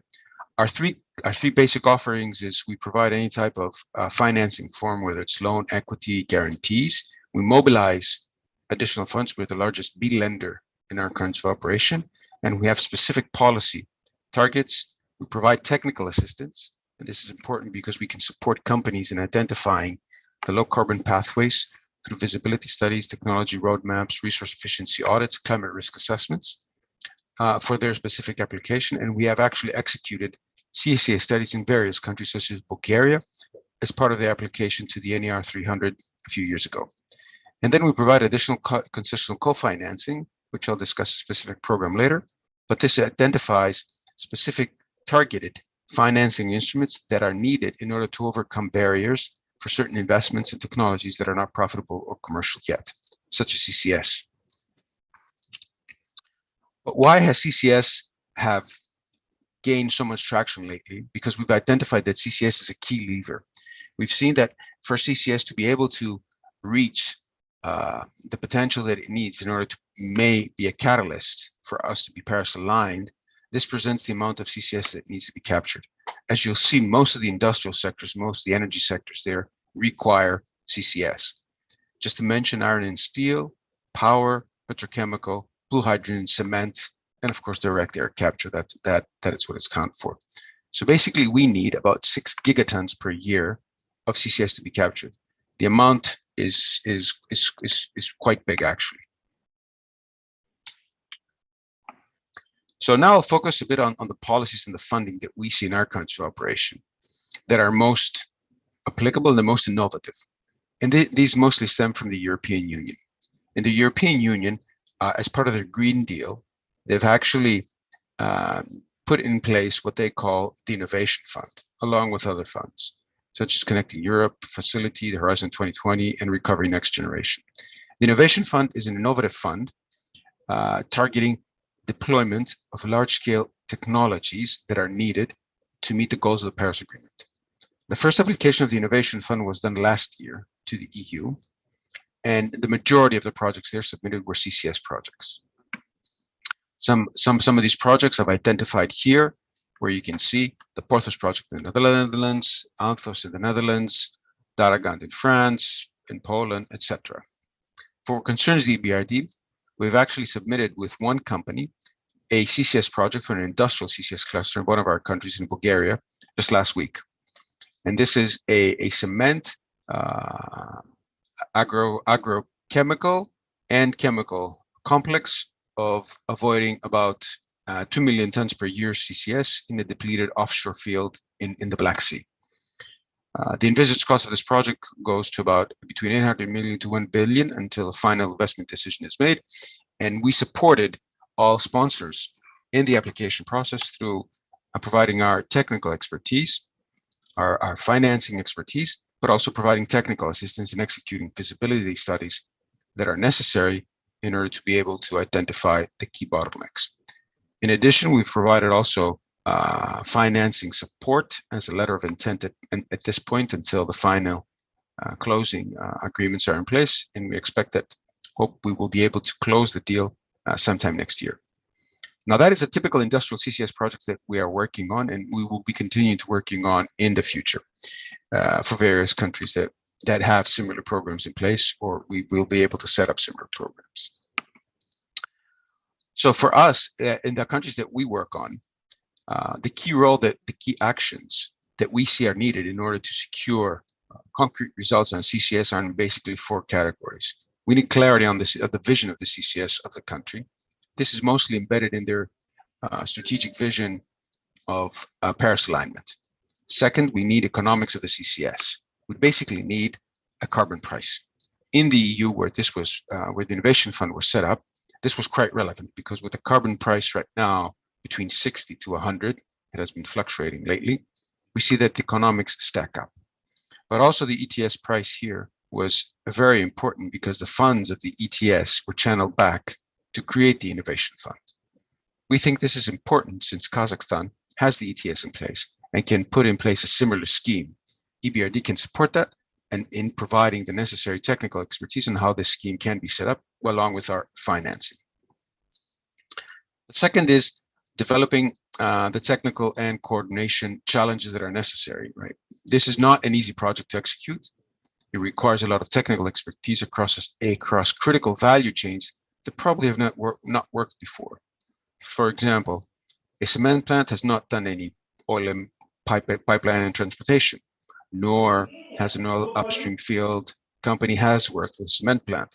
So the expertise here is required. So identifying opportunities and establishing coalitions and cooperations for executing such large-scale projects is very interesting. And we are interested in supporting these companies by setting up knowledge platforms.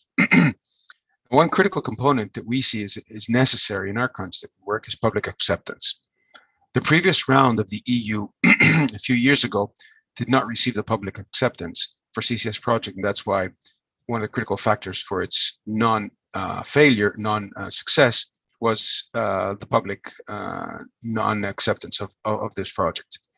As part of our Just Transition mandate, and as part of the Just Transition approaches that each country is developing, a specific public acceptance communication approach is needed to support local communities, provide the knowledge and the information to the wider stakeholders and to the society itself of the benefits of CCS and how this is a technology that's mature enough and can be deployed with the right costs and expertise in place.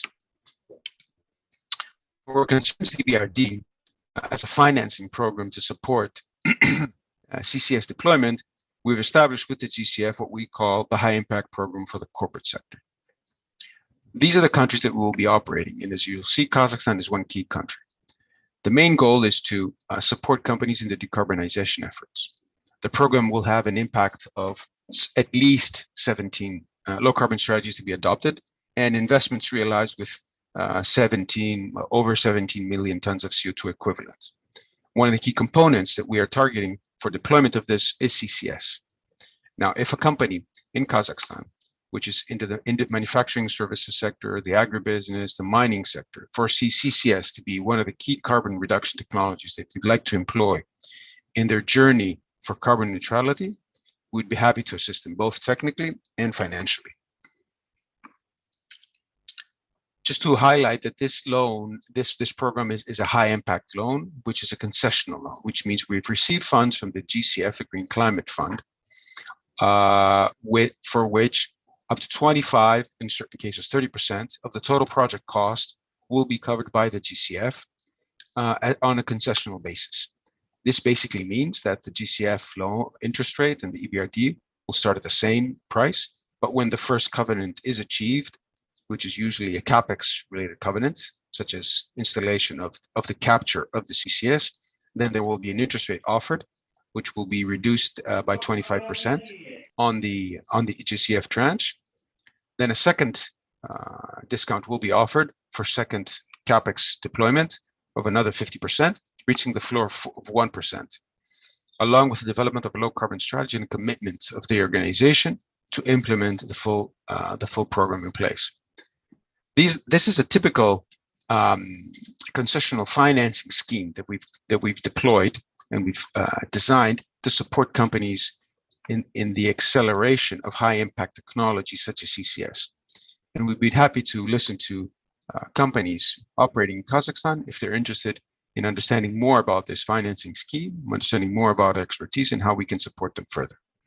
Thank you very much and happy to answer any questions.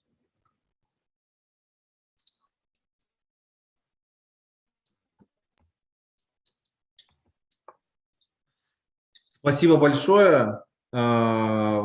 Очень интересная презентация, конкретная, детальная. Хотелось бы задать такой вопрос. Мы со своей стороны, прорабатывая стратегию достижения углеродной нейтральности, тут обращаемся сейчас как раз к международным организациям по вопросу, какие, так скажем, какие деньги, какие финансы определены на Казахстан или могут быть определены на Казахстан, снова же, и с какими условиями, да, в краткосрочном периоде. И в рамках, то есть на какие, снова же, как бы проекты, есть ли уже какое-то понимание, о чем может быть, о каком финансировании, то есть может быть речь. Вот, что вы можете сказать по этому поводу?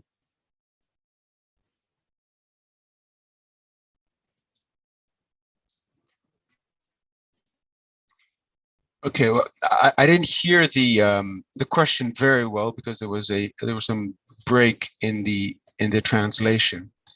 I'll try and answer it. So the first question relates to green financing. We have been in discussions with the Kazakh government to support them in a green financing program that will define what financing mechanisms are required for them to reach their goal of carbon neutrality by 2060. Right, in that endeavor, financing schemes for CCS specifically are on the table and will be discussed and will be defined in due course, along with other financing schemes for energy efficiency, for renewables, etc. What relates to the CCS technology specifically, what I presented is one technology which is targeting and deploying CCS technologies to the industrial sector, right?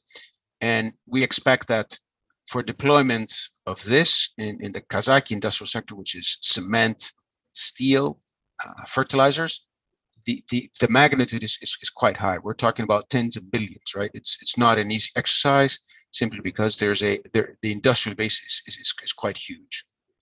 We haven't done the exact numbers because the program that I presented right now is a demonstration program, which means we want to accelerate and we want to provide a demonstration to the corporates that this is feasible, okay, from a financing point at least. And we expect that we'll be doing 1 or 2 projects with these funds. The amount of funds that we have available for deployment from our side in the GCF in Kazakhstan amount to about $400 million. Now, if this program is successful, we'll just go back and ask for more, and hopefully we'll get it. So basically, with that 400 million, we can, from us and the GCF, we can do about 2 projects, considering that each project is about between lows 400 and up to highs 800 million, 1 billion. I hope I answered the question, although I didn't get the full picture.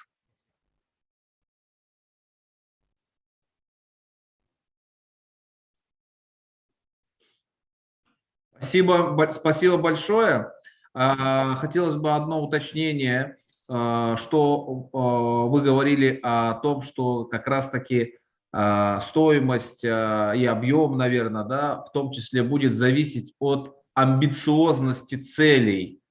И вот это первое, как бы правильно ли я, так скажем, корректирую здесь. И вторая вещь, я хотел бы сказать, что мы сейчас работаем над рассмотрением, над проектированием пилотного проекта, пилотного региона в Казахстане, где как раз-таки будут внедряться различного рода проекты в ускоренном режиме. Но это снова же исходя из международной практики. И хотели бы пригласить вас к этой работе, совместной работе, в том числе как бы сначала на уровне проектирования, так скажем, а впоследствии и уже как раз на уровне там и финансирования, и совместной работы в рамках этого пилотного региона. Возможно, таких регионов будет даже не 1, а 2, потому что в одном регионе могут быть использованы проекты по улавливанию, то есть СО2, в другом регионе могут быть использованы проекты, так называемые карбоновые полигоны, там по снова же, ну, так скажем, с лесоклиматическими проектами, так скажем. То есть вот хотели бы вас пригласить тоже к такому проекту.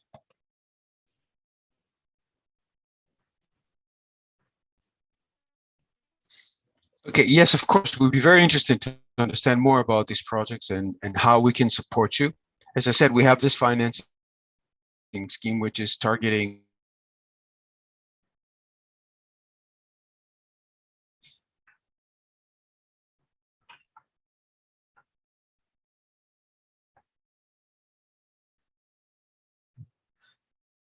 Спасибо большое. Financing scale project on the transition pathway and how you lucky.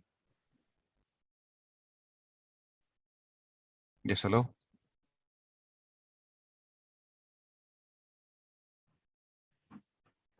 Pathway, how.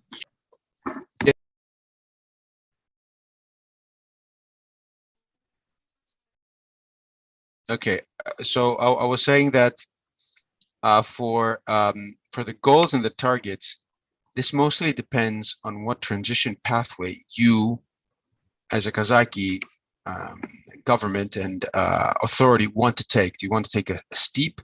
Do you want to take a long transition pathway? Do you want to employ new technologies, or do you want to employ CCS or another mixture? Now, when we discuss these things with each sponsor and the government, we try and understand how their ambition is evolved. So we've developed low carbon pathways for the cement sector in Egypt. We developed the low carbon pathway for the global fertilizer sector. And there are various approaches of how CCS is integrated into that transition pathway.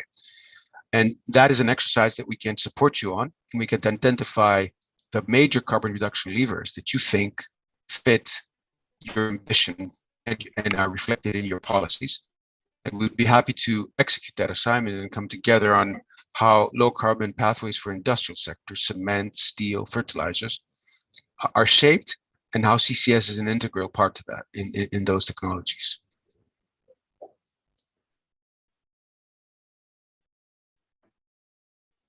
Спасибо большое. Спасибо большое. Я думаю, надеюсь на снова же наше такое тесное сотрудничество. И мы обязательно в ближайшее время тоже вот в рамках национального проектного офиса с вами как раз это все более детально обсудим. Спасибо, Дмитриевич. Тогда мы переходим... Thank you very much. Pleasure. Looking forward to it. Мы переходим к нашему следующему эксперту. Значит, Владиславу Бизику. Это ключевой эксперт проекта Европейского Союза «Центральная Азия». Сотрудничество в области водных ресурсов, окружающей среды, изменения климата. Имеет многолетний опыт, порядка 29 лет в области экологической политики и законодательства ЕС, включая экономические аспекты реализации и оценки экологической политики. Пожалуйста, Владислав, будем очень рады вас послушать. Спасибо. Спасибо. Меня слышно? Да, отлично. Okay. Ladies and gentlemen, it's my pleasure to be here with you. And as the last speaker today, I am in a very comfort position, as almost everything which I wanted to say has been said by my predecessors. So I will only focus on some issues which I consider key issues. Next slide, please.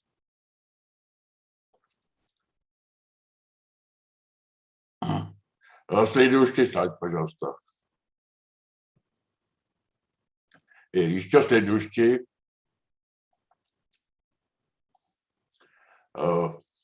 И еще следующий. Okay. At first, I think we should consider CCUS within the framework of a broader policy approach. And in the EU, we have this hierarchy, which is more or less general for any environmental problem. The first level is prevent. The second level is minimize. The third level is utilize. And the fourth level is store or storage. So in our understanding, we should move upstairs this hierarchy. It means we should focus on such ways of or such types of carbon capture, utilization and storage, which do not represent pure geological storage, but which have some additional added value. And we have had plenty of examples of such technologies and techniques. As it had been said before, the whole CCUS business is at the very beginning. The 27 large-scale facilities is not so much, but the plans are very good, and the ambitions are even better. So let's hope that we shall move in this direction in coming years. Next slide, please. Well, it has been said that there are few projects in operation in the EU, and other projects are being developed, but this list doesn't give the picture of whole Europe, as we have two countries which are very well developed in the field of CCUS. I'm talking about the UK and Norway. Unfortunately, they are not with us, but For instance, Norway is a part of European economic area, so they can participate in our activities in the future. Next slide, please. As it has been said, the European Union has its legislation about CCS. This original specialized directive was from 2009, but what is more important is this directive on industrial emissions. As for the investments requested by this directive, this is one of the most powerful directives in the EU, as it relates to all big industries, and it requires in some cases the assessment of possibility whether to introduce CCUS. So next slide, please. Okay, so I took one example. This is, and the reason is that this project is based on a cooperation of 10 European countries, and it could be an example of cooperation among the countries of Central Asia. So the know-how how to cooperate is at international scale could be found here. But this is not the only thing we have in the EU. We have joint research center, which is very active also in many directions, including CCUS. And as you have had before, there's plenty of interesting projects in the pipeline of, for instance, EBRD, and also these new financial tools have been mentioned, like this innovation fund. And the EU is prepared to share with not only Kazakhstan, but with other Central Asian countries with its experience, and not only EU as a whole, but also many EU member states are able to share its know-how on the basis of bilateral cooperation schemes. As for Kazakhstan and Central Asian countries, I think that at first efforts should be joint, as 5 is always more than 1, and at second, in parallel, there are developments in the field of the introduction of best available techniques in Kazakhstan. Organizer of this scientific conference has leading position in the introduction of the best available techniques, and I think that new developments in CCUS sector have so much to do with the introduction of best available techniques, that this would be useful to work side by side in these directions, as we can understand these new CCUS technologies as best available techniques. So this is in principle all I wanted to say, and if there would be some questions, I am ready to answer. Thank you.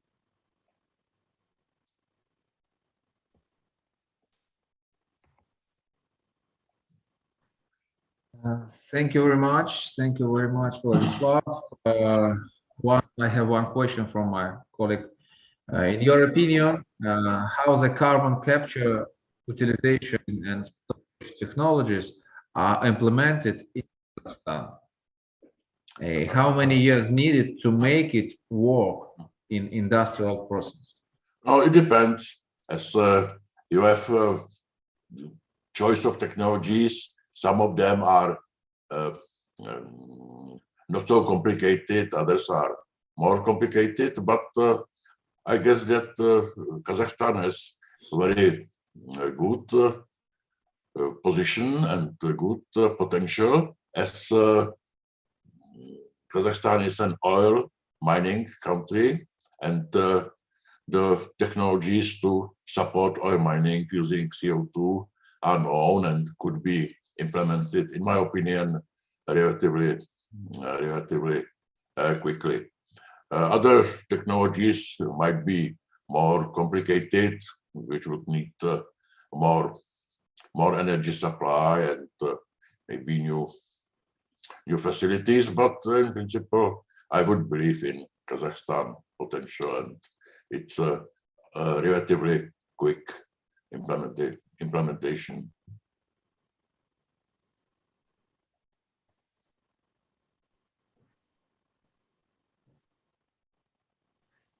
Thank you very much, Vladislav, for presentation. Тогда я хотел бы поблагодарить всех спикеров, кто сегодня на нашей панельной сессии показал свои презентации, рассказал о технологиях улавливания, утилизации. И сегодня, как мы все понимаем, это очень важный вопрос с точки зрения конкретных решений, конкретных мер. Очень приятно, что Международный центр зеленых технологий проводит такую серьезную работу в этом направлении. Наша коллаборация здесь, снова же, с ведущими стейкхолдерами мировыми, она только будет сопутствовать, содействовать достижению углеродной нейтральности.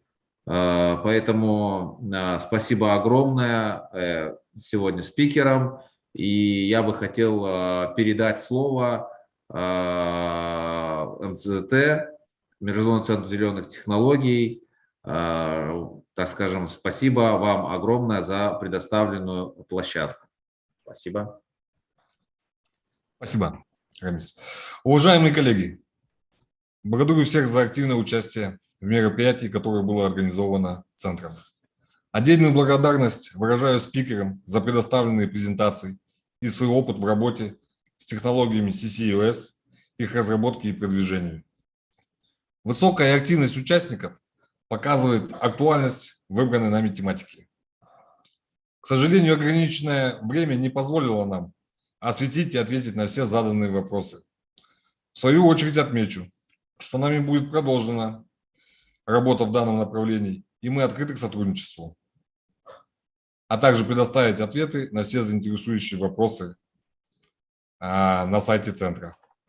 Сегодня прозвучало предложение организовать на базе Центра площадку по проведению исследований и внедрению технологий CCUS в Казахстане. Вместе с тем, на сегодня Центром уже налажены контакты с рядом зарубежных партнеров, чья деятельность связана с технологиями CCUS, и часть из которых была представлена на данном мероприятии. Мы готовы представить свою площадку и потенциал для дальнейшей декарбонизации экономики Казахстана, распространения знаний и технологий в рамках программы партнерства «Зеленый мост». От финансовых институтов сегодня выражена готовность к финансированию таких проектов. Со своей стороны мы готовы выступить партнерами и продвигать, а также реализовывать проекты по CCUS в Казахстане. В завершение хочу отметить, что отпинтирование на платформе конференции не завершено, чтобы дать возможность как можно большему числу заинтересованных сторон пройти его и после чего осветить результаты анкетирования. Всем большое спасибо за внимание и участие. До свидания.